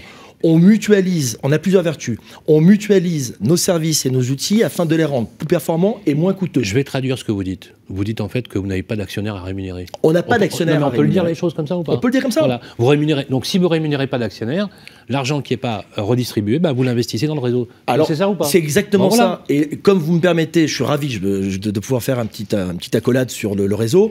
On a une autre vertu et qui je trouve est beaucoup d'actualité, c'est qu'on est le seul réseau à ne pas être opéable. Alors quand je dis opéable, c'est un grand attendez, mot. toutes les mutuelles ne sont, enfin, tous les réseaux coopératifs ne sont pas par nature opéables. On est d'accord. Brice, on va accélérer. On va accélérer sur les passoires. C'était intéressant. Il nous reste quelques minutes. On va parler des passoires thermiques. Et juste un truc, on n'a pas répondu à la question, les aides. C'est quoi les aides? On a un prêt au zéro aujourd'hui, on n'a toujours pas le prêt au zéro dans l'ancien. Mais on l'a pas dans l'ancien, si. Si, vous l'avez, mais avec une. Toujours avec la rénovation. Non, avec un engagement de travaux. Toujours le même, d'accord. Vous parlez du de Normandie là? Non, le prêt au zéro. Du prêt au zéro. Quelles aides ils ont, la boîte à outils, vous avez le pass, mais là vous devez en effet répondre à un certain type de ressources et de plafond de revenus. Vous avez le 1% patronal. Il y a peut-être des aides locales aussi. Vous pouvez avoir des aides locales. Vous avez quelque chose que connaissent pas forcément ceux qui nous écoutent. Très bien. Vous avez l'APL propriétaire. L'APL propriétaire. Vous pouvez toucher des APL pour pouvoir vous aider à faciliter le paiement de vos échéances de crédit. Voilà. Donc, mais une fois de plus, sous conditions de ressources aussi. Hein. Exactement. Mais tout ça, oui, vous faites bien de le préciser. Tout ça, c'est des dispositifs. Mais tout ça, c'est pareil. On en revient sur. Et moi, j'adore. On en revient sur cette notion de conseil. C'est un millefeuille, la France. Rien que sur l'immobilier, c'est un millefeuille. Non, mais c'est vrai. On va parler après peut-être en effet de tout ce qui est dispositif et autres. Et là, vous avez dit tout à l'heure, effectivement, le prêt à taux zéro, il faut faire de la rénovation. Et justement, en préparant cette émission. Vous m'avez dit qu'il faut absolument mettre l'accent là-dessus, sur les difficultés aujourd'hui que rencontrent, les nouvelles difficultés que rencontrent les acheteurs qui veulent acheter des passoires thermiques. Vous pouvez en dire plus? Il y a une loi donc, qui est sortie, j'ai plus la loi climat, date exacte. La loi, 21 août 2022. Non, 21 Si, c'est en 2021, la loi climat. Là, vous parlez de l'application. Oui. Donc, je parle de la loi climat qui, finalement, a été la conséquence d'une autre loi qu'on a connue, qui avait déjà anticipé cette démarche, qui était la loi Allure. Bon, on ne va pas rentrer dans des... On parlait des retraits, des lettres, des lettres, etc. Et là, vous m'avez dit, cette année, vraiment, on constate quelque chose qui se passe. Cette année, c'est essentiel d'en parler parce que ça y est. Pour les acheteurs. On y est. Mais on avait, une fois de plus, un peu anticipé les choses. Alors, il faut savoir que la vocation et l'ambition de cette loi, je la défends. Il faut rappeler que le bâtiment, l'immobilier, le foncier, alors j'ai plus le pourcentage, mais je crois que c'est pratiquement 30% responsable de tout ce qui est qui nuit à tout ce qui est énergivore. C'est le deuxième émetteur de carbone au monde après le transport. Donc il y avait vraiment nécessité d'intervenir pour de vrai, pour de bon. Après, toujours pareil, entre la bonne idée qui peut se transformer en bonne, en moyenne ou en très mauvaise idée, toujours une question de timing. Il y a eu rapidement un premier DPE qui est sorti, qui était dans les faits pas applicable dans les diagnostic performance énergétique. Diagnostic performance énergétique qui n'était pas applicable dans les caractéristiques qui étaient prises en compte. Il y a eu un petit loupé. L'État a su décaler le DPE. Ça y est, maintenant, il est appliqué, 1er juillet 2021. On parle de quoi? On parle donc d'un diagnostic qui, déjà, a toujours existé. La seule différence, c'est que jusqu'à présent, c'était à titre informatif et qu'aujourd'hui, il est opposable. Opposable comme, vous avez un truc qui s'appelle la loi Carrez qui définit et qui vous permet de ne pas vous faire avoir et on peut se retourner contre son 20 vendeur. mètres carrés alors qu'il y en a 15. Bon. Donc c'est opposable. Il vous donne quelque chose qu'on avait également avant, mais, et c'est là que je pense que l'État a minoré le nombre réel de logements concernés par ce dispositif. Il vient donner des caractéristiques essentiellement liées au bâtiment et aussi ensuite au logement. Alors, l'âge de l'immeuble. On peut passer là-dessus. Vraiment, ça va vous donner, logiquement avec précision, la consommation énergétique du bien. Donc, ce que va vous coûter le bien pour y habiter. D'accord. C'est ce qui est écrit aujourd'hui dans l'étiquette. Exactement. Là où il faut faire attention, déjà deux choses. Alors, je ne vais pas forcément me faire que des copains au niveau de mes associés, mais l'idée, c'est de s'adresser à celles et ceux qui nous écoutent, c'est-à-dire les acheteurs. Ces DPE, ils ont une validité de 10 ans. Donc on pourrait vous dire, un DPE qui date de 2013, il n'y a pas besoin de le refaire. Dans les faits, j'invite celles et ceux qui nous écoutent à les faire et à les refaire. Pourquoi? Parce que les choses, l'idée, c'est qu'on ne les découvre pas après, qu'on les anticipe. Donc un DPE, il faut savoir que s'il a 10 ans, il mérite, à mon avis, d'être fait. À ce moment-là, en effet, le DPE va vous donner la consommation énergétique du bien. Là où les banques, et je vous le dis de manière très certaine, parce que au sein de notre réseau, c'est arrivé, et au sein de mon petit groupe, ça m'est arrivé déjà 3 fois depuis le début du mois. Alors c'est quoi? C'est l'interprétation des banques. Mais oui. L'interprétation des banques, vous avez 2 problèmes. Le premier problème, c'est le fameux reste à vivre. Avec, rappelons-le, tout à l'heure on parlait des taux. Ce qui fait que je pense malheureusement qu'on aura un volume de vente sensiblement moins important cette année que l'an dernier. On fait vite là parce qu'il nous reste 2 minutes. C'est bien dommage qu'on fasse vite sur ce sujet. Bon, c'est le reste à vivre. Le reste à vivre en moyenne en France, après vous être acquitté de vos crédits, vos charges et autres, c'est 800 euros. 800 euros par mois. Avec aujourd'hui l'inflation qu'on connaît sur les produits alimentaires, les travaux, les matières premières. Il y a une vraie inquiétude quant à l'idée de savoir si en reste à vivre, on est encore dans les clous ou pas. C'est-à-dire que ce chiffrage, les banques le comptent aujourd'hui et pénalisent les acheteurs parce qu'elles se disent, attendez, c'est autant d'argent que vous allez voir. Quand vous rentrez dans les clous, parce que vous rentrez dans les clous pour pouvoir avoir l'octroi du prêt, tout d'un coup on se dit, ah mais votre logement va vous coûter 4 000 € par an pour pouvoir juste payer vos factures d'électricité, de chauffage, etc. Je suis plus sûr que vous ayez les moyens. Ça se retourne contre les acheteurs. Exactement. Et la deuxième chose, où il y a encore pire d'amalgame, c'est qu'aujourd'hui, cette loi, elle ne concerne, finalement, en termes d'obligations, elle ne concerne pour de vrai, même s'il y a un devoir de citoyenneté à faire les choses, que les locataires. Or, il y a quoi ? Il y a certains banquiers qui ont mal interprété et qui se disent « Ah ben, vous avez une lettre qui n'est pas bonne, vous allez être obligé de faire les travaux dans l'année. Les travaux, c'est facilement un billet de temps, et une fois de plus, un billet qui est en train de... » alors que les travaux, c'est pour louer. C'est interdiction de louer. Voilà. Mais si je veux y habiter... Voilà. Et donc, il y a plein d'acheteurs comme ça qui se retrouvent à ne pas pouvoir acheter Pas plein. Mais je pense que les acheteurs, ils ont tout intérêt. Je ne veux pas du tout ramener, une fois de plus, tirer la couverture, mais ils ont tout intérêt à ça. Comment on fait alors ? Eh ben, on va voir des agences immobilières qui sont compétentes, qui sont là logiquement pour maîtriser ce que j'essaie de vous raconter. Et qui conduisent le projet. Et on s'appuie sur plein d'aides. Et là, c'est pareil, encore le millefeuille. Ma prime rénov. Là, c'est limite, c'est millefeuille plus Matsup, Matspé. C'est en effet ma prime rénov, sérénité. Vous pouvez là jusqu'à 30 000 € d'aide. Et le fameux prêt à taux zéro si je suis primo-accédant, c'est ce que si je fais les travaux, c'est bien ça les conditions. Et la plupart des dispositifs sont cumulables. La seule chose, c'est savoir par où commencer, où aller pour pouvoir les mettre en place. C'est bien la question, effectivement. Merci. Désolé, j'ai fait un peu vite, mais c'était clair. Merci beaucoup. Alors, on devait parler de Loc Avantage, on va en reparler tout à l'heure, mais le temps, malheureusement, nous est compté. On parlera aussi des investisseurs, mais on est ravis de vous avoir eu sur le plateau. C'est la première fois que vous venez dans le grand rendez-vous de l'immobilier, et je pense que ça ne va pas être la dernière, justement, pour qu'on voit un peu plus de lisibilité. On a essayé de vous apporter toutes ces réponses. Un grand merci à vous, Brice Cardi. Je rappelle que vous êtes le président du réseau L'Adresse. Je vais donner l'adresse de l'URL et du site http://www.l'adresseattachée.com si on veut en savoir plus. Merci beaucoup, messieurs. Merci. Et on enchaîne tout de suite avec le reste de notre programme. Le grand rendez-vous de l'immobilier, le point juridique de l'ANIL, l'Agence nationale pour l'information sur le logement. Rebonjour les amis, voilà votre 37e numéro du grand rendez-vous de l'immobilier. Nous avions souhaité pour cette année, on a mis en place cette pastille, si on peut dire les choses comme ça, de l'Agence nationale pour l'information du logement, sur le logement, animée par sa directrice générale Roselyne Conan, pour justement parler des sujets qui vous touchent. Alors ma chère Roselyne, vous allez nous expliquer ce que change la réforme de l'assurance emprunteur. Bonjour messieurs. Oui, en effet, aujourd'hui, je vais vous parler d'une réforme, donc celle de l'assurance emprunteur. Alors, ce qu'il faut peut-être rappeler, c'est que l'assurance emprunteur a fait l'objet de nombreuses évolutions dans le temps.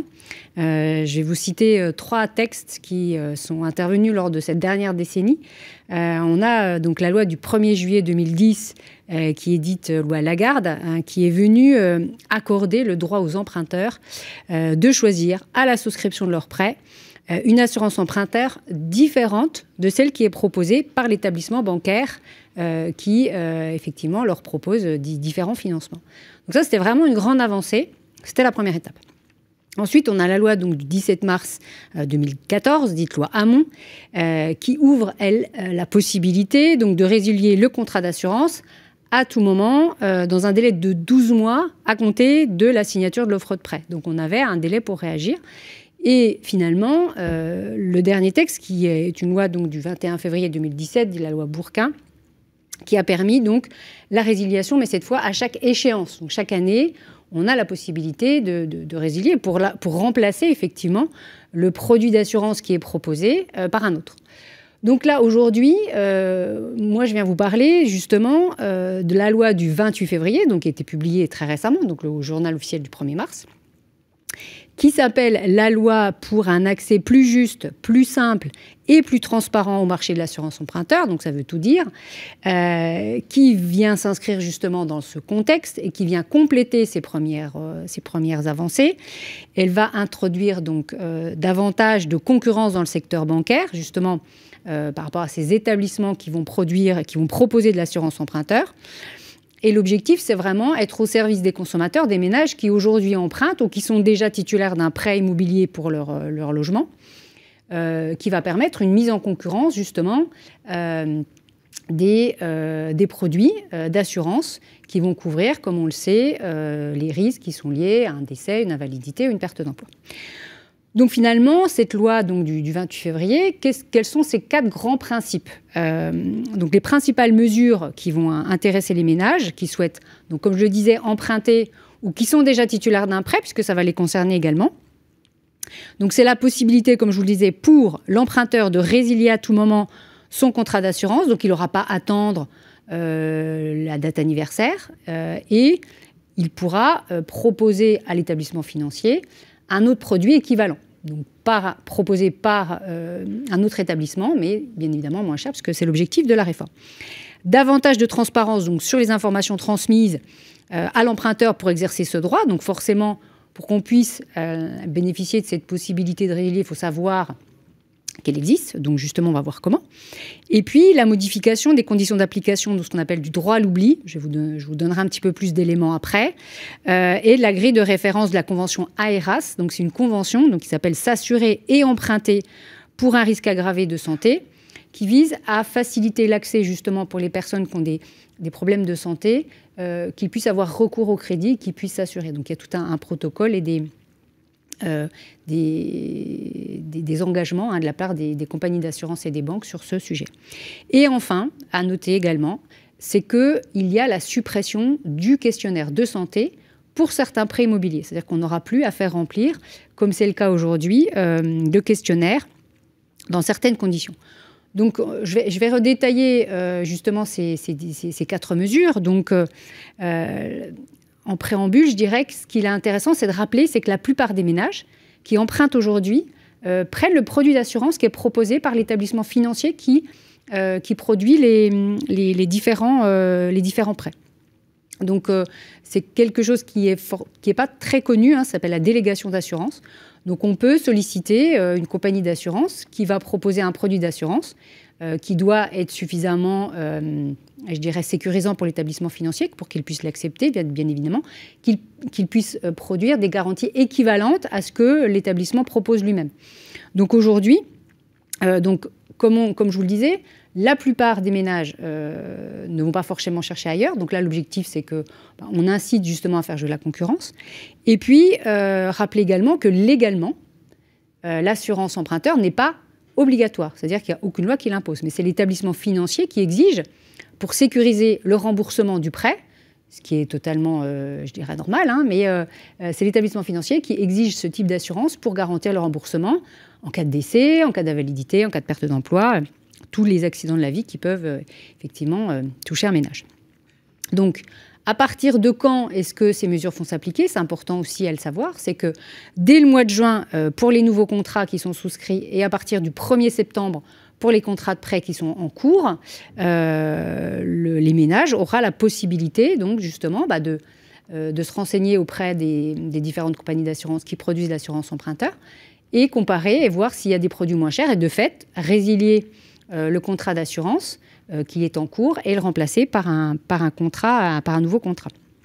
Donc, comme je l'expliquais, donc pour faciliter donc la résiliation du contrat d'assurance, on va donner plus d'informations à l'emprunteur. Donc, tout d'abord, au moment où il va souscrire l'offre de prêt, puisque c'est le document qui va lier le ménage avec l'établissement financier. Donc, au moment où il va recevoir ce document, le prêteur devra indiquer, en plus du coût du montant total en euros dû par l'emprunteur au titre de l'assurance, donc sur la durée totale, il devra aussi exprimer ce coût sur une durée de 8 ans, qui est le taux, enfin la durée moyenne de durée des remboursements, puisque il peut y avoir des remboursements anticipés et d'autres événements dans la durée du prêt. Et puis évidemment, donc on a aussi une information qui est transmise via la notice d'information, qui est remise en plus du détail qui va énumérer les risques garantis. Donc dans cette notice, on ajoute justement ce nouveau principe, cette nouvelle possibilité de résilier l'assurance à tout moment. Donc ça, c'est bien expliqué. Et bien sûr, on verra que le texte simplifie aussi les modalités de résiliation. C'est-à-dire qu'on ne sera plus obligé de passer uniquement par une lettre recommandée. Et en complément au titre de l'information, c'est que chaque année, l'assureur devra mettre en place un système, un rappel, destiné à informer l'emprunteur qu'il a la possibilité de résilier son contrat d'assurance, donc lui rappeler à chaque année qu'il a la possibilité de le faire et de faire jouer la concurrence. Donc, que se passe-t-il si les professionnels ne jouaient pas le jeu? Donc, la loi prévoit également des sanctions administratives donc sous forme d'amende qui ne devront pas excéder 3 000 € pour une personne physique et 15 000 € pour une personne morale. Donc, on est plutôt face à des établissements financiers, donc des personnes morales. Et donc, l'objectif, c'est que, évidemment, les professionnels jouent le jeu. Et comme je vous le disais, quand on veut résilier, les modalités qui ont été mises en place sont beaucoup plus simples. Donc, on pourra soit...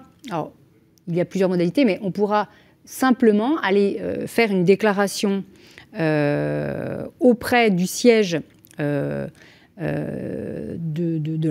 l'assurance, effectivement, auprès de qui on a souscrit, ou auprès du représentant de l'assurance, ou si on a souscrit l'assurance de manière dématérialisée, la possibilité de résilier aussi de cette façon-là.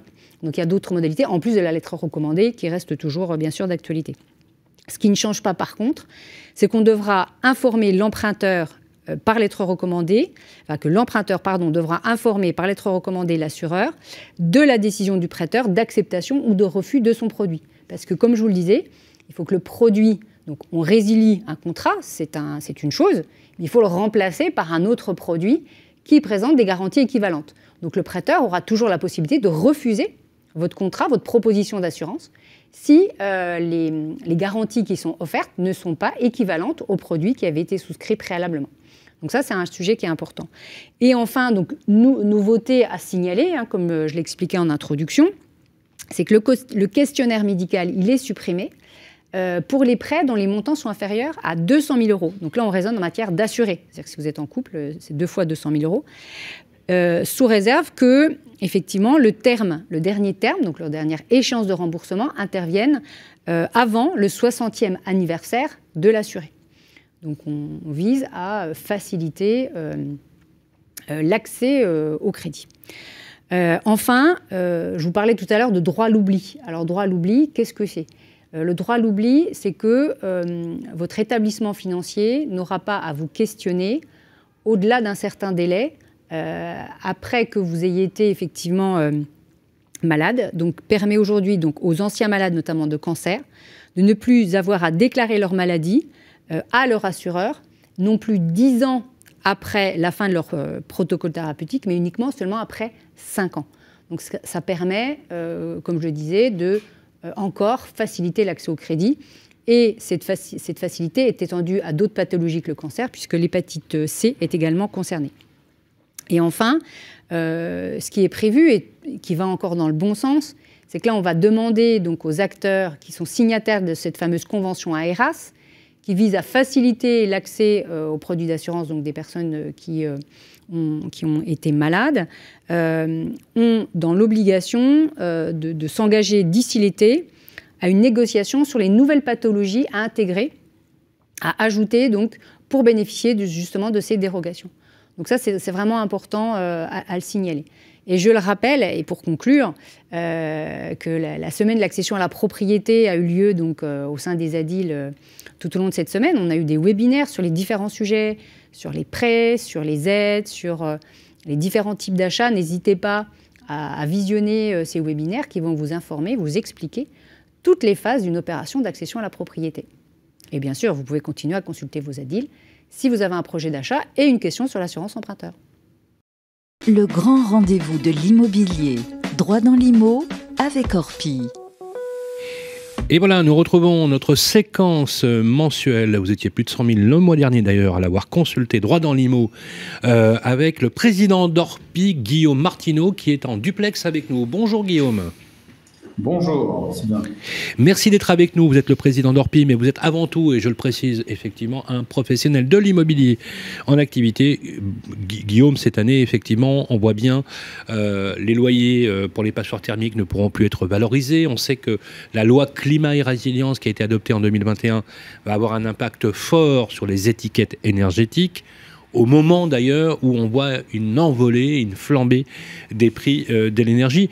Moi, j'ai envie de vous poser une question simple. Voilà, qu'on soit propriétaire bailleur, qu'on soit vendeur, est-ce que cette loi, on le voit, est-ce qu'elle a aujourd'hui un impact et comment on peut le mesurer? Quel est l'avis du professionnel que vous êtes? La loi a effectivement un impact. Depuis le début de l'année, les vendeurs comme les bailleurs étaient sensibilisés à ça. On en parlait dans nos agences et vous, les journalistes, en parliez un peu partout. Et je crois que là, ils sont d'autant plus sensibilisés que le coût de l'énergie, du chauffage, chauffer les logements à partir de l'année prochaine risque de coûter beaucoup plus cher. Donc les professionnels ont plus de facilité pour sensibiliser nos clients à cette loi, et les clients eux-mêmes, d'eux-mêmes nous en parlent. Donc cette loi va avoir un impact sur les prix. On ne pourra plus louer ni vendre ces logements de la même façon. Donc on pouvait la voir d'un côté négatif en disant que ça allait imposer des choses, ça va permettre d'avoir des logements plus sains.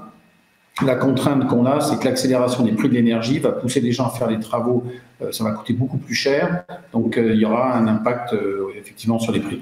C'est-à-dire que ça incite déjà certains vendeurs à vous demander s'ils doivent faire des travaux avant de vendre? Oui, les gens sont conscients qu'il y a quelque chose à faire. On a d'ailleurs nous-mêmes, vous le disiez, j'exerce encore, dans mon agence, pas plus tard qu'il y a 2 jours, des clients hésitaient sur une maison. On dit je vais plutôt prendre celle qui me plaît le moins mais qui est plus proche de mon lieu de travail parce que les coûts de transport coûtent plus cher, donc je vais faire attention à ce que je fais. Et cette loi a un impact immédiat, c'est que les travaux à faire coûtent de l'argent. Et je pense que les propriétaires et les bailleurs sont en train de se rendre compte que plus ils attendront, plus ça sera compliqué pour faire les travaux et plus ça coûtera cher. Donc il y a une accélération, en tout cas on le ressent dans les agences. Alors on a identifié effectivement, et la question nous a été posée, ce qu'on a appelé le grand risque de désinvestissement. Est-ce que vous percevez, Guillaume Martineau, que ceux qui ne feront pas les travaux, je parle des propriétaires bailleurs, se précipiteront et mettront en vente leurs biens plutôt que la loi qui se mettra en place? Est-ce qu'on prend le risque de voir arriver un flux d'offres de biens mal rénovés ou pas rénovés parce que les propriétaires ne le feront pas et donc ils vont préférer mettre en vente? Est-ce que ça vous le voyez ou est-ce que c'est plutôt quelque chose qu'on ne voit pas encore? Non, ça on ne le voit pas encore. On sent bien que les gens sont préoccupés, nos clients sont préoccupés par ça. Donc on ne voit pas d'afflux massif, on manque toujours d'offres, vous le savez, on est toujours à la recherche de biens à vendre, mais plus on va avancer dans le temps, plus les gens prendront conscience qu'ils ne peuvent pas mettre en vente ou proposer à louer sur le marché des choses qui ne sont pas conformes. Donc ça va accélérer. En tout cas, ce qui se passe à l'international aura une conséquence directe et immédiate, c'est que ça va sensibiliser les gens beaucoup plus vite. Donc on s'attend dans les semaines, dans les mois à venir, en tout cas, à beaucoup plus d'interrogations et une sensibilisation plus importante. J'ai peut-être une question, on retourne la question du côté de l'acheteur. Est-ce qu'on peut vous poser la question tout simplement de savoir si il y a des acheteurs qui sont sensibilisés à ça en se disant effectivement, vu toutes les contraintes qui pèsent sur ces passoires, c'est peut-être le bon. Mais l'acheteur, c'est peut-être le bon moment d'y aller et se dire il y a peut-être des trucs à négocier, des beaux rabais à avoir sur ces passoires. Et puis je sais qu'après derrière, je pourrais avoir ma prime rénov et tout ça pour. Concrètement, est-ce qu'il n'y a pas une opportunité pour les acheteurs, Guillaume Martineau, de se dire c'est le moment de bien négocier parce qu'effectivement le bien il n'est pas au taquet, il n'a pas été rénové, donc je peux l'avoir à un prix très intéressant. Et puis moi je rénoverai derrière quoi. Ouais. Eh ben, tout à fait. En fait, les acquéreurs qui n'étaient pas tellement en position de force jusqu'à présent vont pouvoir avoir comme argument, en tout cas c'est un argument qui sera entendable par les propriétaires, qu'ils soient bailleurs ou vendeurs, ça va être un argument beaucoup plus facilement acceptable pour la négociation parce que c'est pas du vent, c'est une réalité. Oui. Ça coûte plus cher. Donc les acquéreurs vont pouvoir en tout cas avoir ça comme argument pour essayer de faire baisser les prix. Donc ça, c'est une réalité et on commence à le sentir.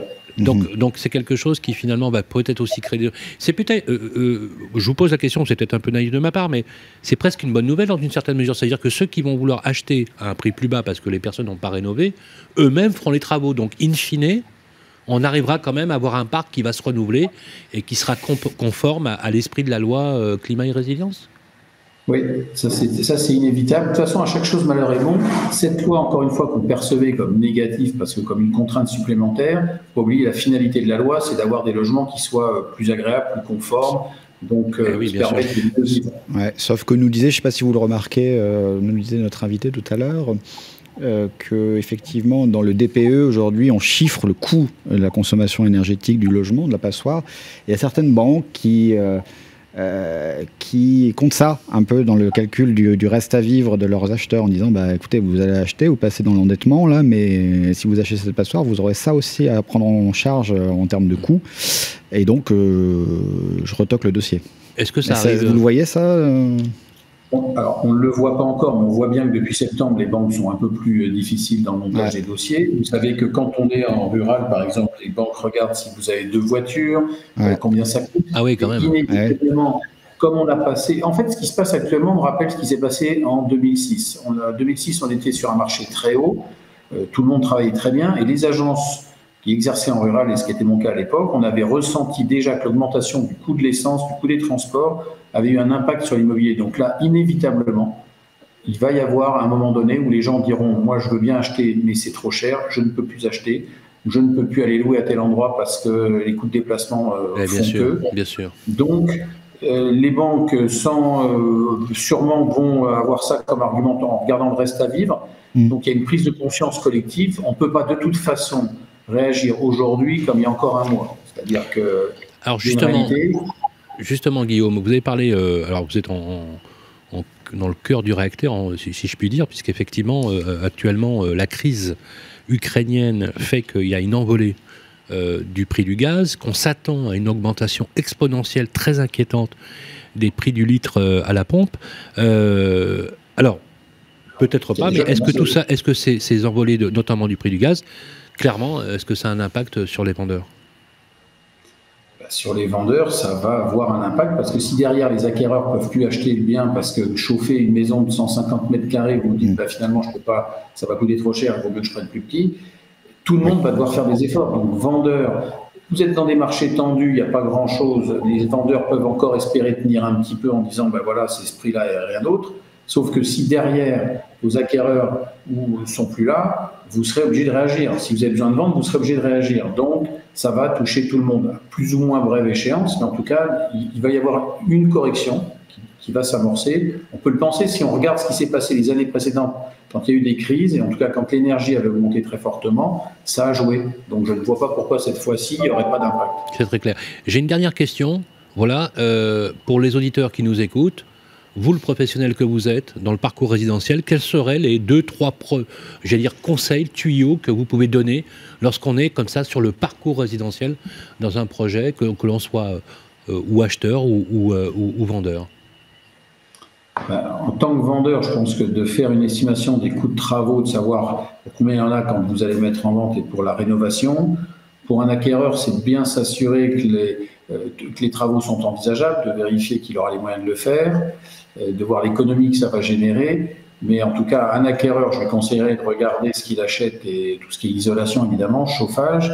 Et puis les vendeurs, c'est d'anticiper, c'est-à-dire que de toute façon, la loi va leur imposer des travaux. Donc autant anticiper, essayer de faire quelque chose de qualité qui leur permettra de maintenir des prix et de pouvoir vendre quelque part plus facilement, puisqu'ils pourront justifier d'une qualité de service.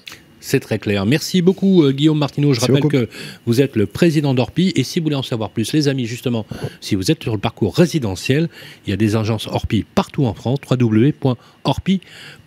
Merci Guillaume Martineau. J'espère qu'on vous retrouvera pour votre séquence Droit dans l'IMO le mois prochain. Et on enchaîne tout de suite avec la chronique Ça vous concerne. Le grand rendez-vous de l'immobilier, ça vous concerne. Ça vous concerne les amis, et oui ça vous concerne d'ailleurs tous les mois. C'est la 3e partie de notre rendez-vous avec nos experts, toujours accompagnés de l'ami Vincent, et c'est une notaire sur le plateau. Marie Choplin-Texier est avec nous, bonjour. Bonjour à tous. Merci d'être venu répondre aux auditeurs du grand rendez-vous de l'immobilier. La première question, c'est Jean qui la pose. Il est propriétaire d'une maison. Pour des raisons de transmission future, il envisage d'en donner la nue propriété à ses enfants tout en conservant l'usufruit. En tant qu'usufruitier, Jean, il souhaiterait toutefois supporter les travaux de rénovation qu'il prévoit d'entreprendre dans sa villa. Est-ce qu'il en a la possibilité ? Alors, rappelons qu'il existe un principe qui est posé par la loi, par le Code civil, qui vient nous dire que tous les travaux qui sont des travaux d'entretien doivent être pris en charge par l'usufruitier. Ce qui sous-entend... Voilà, donc que ça va. tous les autres travaux doivent être pris en charge par le nu propriétaire. Le souci, c'est que la loi n'est pas venue définir la notion de travaux d'entretien. Donc on peut se poser la question quand, au vu de la question de Jean, que veut dire travaux de rénovation? Donc on a deux possibilités, soit bien détaillé dans un acte de donation notamment qui vient créer ce démembrement de propriété, qui prendra quoi en charge, pour que Jean sache exactement ce qu'il a le droit de faire et voilà, est-ce que ses enfants pourront faire en tant que nu propriétaire, ou bien déroger à ce principe légal, c'est-à-dire que dans l'acte de donation, on peut venir prévoir, par exemple, que Jean prendra en charge tous les travaux, qu'ils soient petits ou gros. Voilà, il pourra tout prendre à sa charge si c'est prévu dans l'acte. C'est possible d'y déroger. On peut à la fois mettre aussi tout à la charge de ses enfants. Si Jean n'avait rien envie de payer, ses enfants pourraient tout prendre en charge. Attention, quand c'est l'usufruitier qui prend tout en charge, là, Jean nous pose la question de la rénovation de sa villa. Il pourrait décider de l'agrandir, par exemple, de faire des vrais travaux de construction. Là, c'est pareil, ça n'est pas vraiment prévu par le Code civil et il faut faire attention. On peut prévoir dans l'acte que Jean soit autorisé à faire des travaux d'agrandissement de sa villa. Par contre, il ne faudrait pas que l'administration y voit une donation indirecte faite aux enfants de Jean, parce que vous savez, quand l'usufruit et la nue propriété se réunissent, pas de fiscalité supplémentaire. Mais voilà, l'administration, il ne faudrait pas qu'elle y voit une donation indirecte, une intention libérale. Il faut bien qu'il y ait un avantage à démembrer quand même. Voilà, mais alors si Jean fait des travaux d'agrandissement, il faut vraiment qu'il puisse en bénéficier lui. Donc soit il met sa maison en location et c'est lui qui perçoit les revenus, dans ce cas l'administration peut difficilement dire que c'est un avantage pour les enfants, ou alors c'est lui qui en profite parce qu'il l'habite. Mais dans les deux cas, de toute façon, effectivement, ça peut être effectivement valable, parce que vous avez raison de dire que c'est pas prévu, il vaut mieux le mettre dans le règlement éventuellement du démembrement. C'est mieux. Exactement, c'est très bien de l'écrire dans l'acte de donation. Comment on dit, une convention sous seing privé? Alors non, même dans l'acte de donation lui-même. En fait, dans l'acte, Jean va faire cet acte de donation au profit de ses enfants. Donc c'est bien vraiment de bien détailler cette clause et de bien prévoir quels travaux seront pris en charge par qui. Même pour le syndic, si c'est un bien en copropriété, c'est bien que le syndic puisse savoir à qui il va s'adresser pour les appels de fonds et le vote de ses travaux. Eh bien, voilà pour l'ami Jean. Ouais. Marie Choplin-Texier, une autre question d'Adrien et Jade. Ils envisagent de se marier. Ils sont l'un et l'autre propriétaires de biens immobiliers et souhaiteraient conserver... J'ai envie quand même de poser une question. Est-ce que vous êtes sûr que vous voulez vraiment vous marier? Alors, ils envisagent. Le message est pour la mère de Jade, parce qu'elle n'aime pas trop Adrien. Est-ce que la loi Scrivener s'applique? On peut se rétracter? Non, voilà. Humour. Alors, ils sont l'un et l'autre propriétaires de biens immobiliers et ils souhaiteraient conserver une séparation de leur patrimoine. Doivent-ils signer un contrat de mariage? Qu'est-ce qu'ils doivent faire pour rentrer dans la bonne réponse? Oui, c'est un vrai conseil. C'est au moins de prendre conseil avant, effectivement, de passer à l'acte. Parce qu'une fois que... Est-ce que vous savez pourquoi, maître Choplin-Texier? Pourquoi quoi? Quelle est la plus grande cause de divorce en France? Je sais pas. C'est le mariage. Ah, c'est... Oui. Oui, effectivement. Je suis tombée dans le piège. Il avance ton spectacle, sinon ça va. Elle est pas mal. Je teste. Bon, alors, Adrien et Jade, d'abord, ils prennent conseil. Pour prévenir plutôt que de subir, donc prendre conseil. Prendre conseil, parce qu'en fait, si Adrien et Jade ne font pas de contrat de mariage, effectivement, le régime légal français aujourd'hui, c'est le régime de la communauté réduite au saké. C'est-à-dire que leurs revenus seront communs et que s'ils réalisent des acquisitions durant leur mariage, les biens seront communs. Donc, le conseil, c'est de prendre conseil et de faire un contrat de mariage. Là, à première vue, ce qui pourrait leur convenir, c'est un contrat de mariage de séparation de biens. Chacun reste propriétaire de ses biens immobiliers, chacun perçoit ses propres revenus, fait ses propres investissements, gère son patrimoine, ce qui ne les empêche pas de réaliser des acquisitions ensemble. Par contre, le foyer fiscal reste commun dans tous les cas des contrats, c'est ça? Alors non, pas dans tous les cas. Ah bon? Vous avez pas mal de couples aujourd'hui qui vivent séparément. D'accord. Et voilà, qui peuvent avoir dans ce cas des avis d'imposition séparés. C'est quoi, c'est une séparation de corps et... Non, même pas, non. Les époux sont mariés, fiscale. ils sont en séparation de biens, mais ils vivent dans des logements séparés. D'accord, donc fiscalement, leur impôt sur le revenu n'est pas séparé. Peut être distinct. Ah, c'est bien. Voilà, tout à fait. Très bonne idée. Donc, un contrat de mariage... Il va falloir que je réfléchisse. Alors, pour répondre parfaitement à Adrien et Jade, attention au logement de la famille. Vous savez qu'il y a une protection pour le logement de la famille, même si l'un d'eux est seul propriétaire du bien, l'autre devra même intervenir à l'acte de vente pour pouvoir vendre ce logement de la famille qui est protégé. Merci beaucoup. Voilà. Merci à vous. Marie Choplin-Texier. On peut vous retrouver sur votre étude, c'est l'étude chevreux.fr. Comme quoi, ça peut être marrant d'avoir une notaire sur le plateau. Mais bien sûr. Et ça peut être sympa. Voilà. Les notaires ne sont pas forcément habillés avec une cravate grise. On est d'accord ? On est d'accord. Voilà. Merci Marie Choplin-Texier. On vous retrouve avec plaisir dans nos prochaines rubriques, bien évidemment, toujours avec l'ami Vincent et des questions postées sur le club Les Proprios, géré par nos amis de Capital. Le grand rendez-vous de l'immobilier. Guillaume Chazoulière, Sylvain Lévy-Valency. Toutes les bonnes choses ont une fin, les amis. Et oui, c'est la fin de ce 37e numéro du Grand Rendez-vous de l'Immobilier. Merci d'avoir été très nombreux. Vous avez été très, très nombreux et merci de nous soutenir dans cette démarche. Ça fait déjà 4 ans, 4e saison. De plus en plus nombreux à nous suivre sur l'application de Radio Imo ainsi que sur la plateforme de Capital.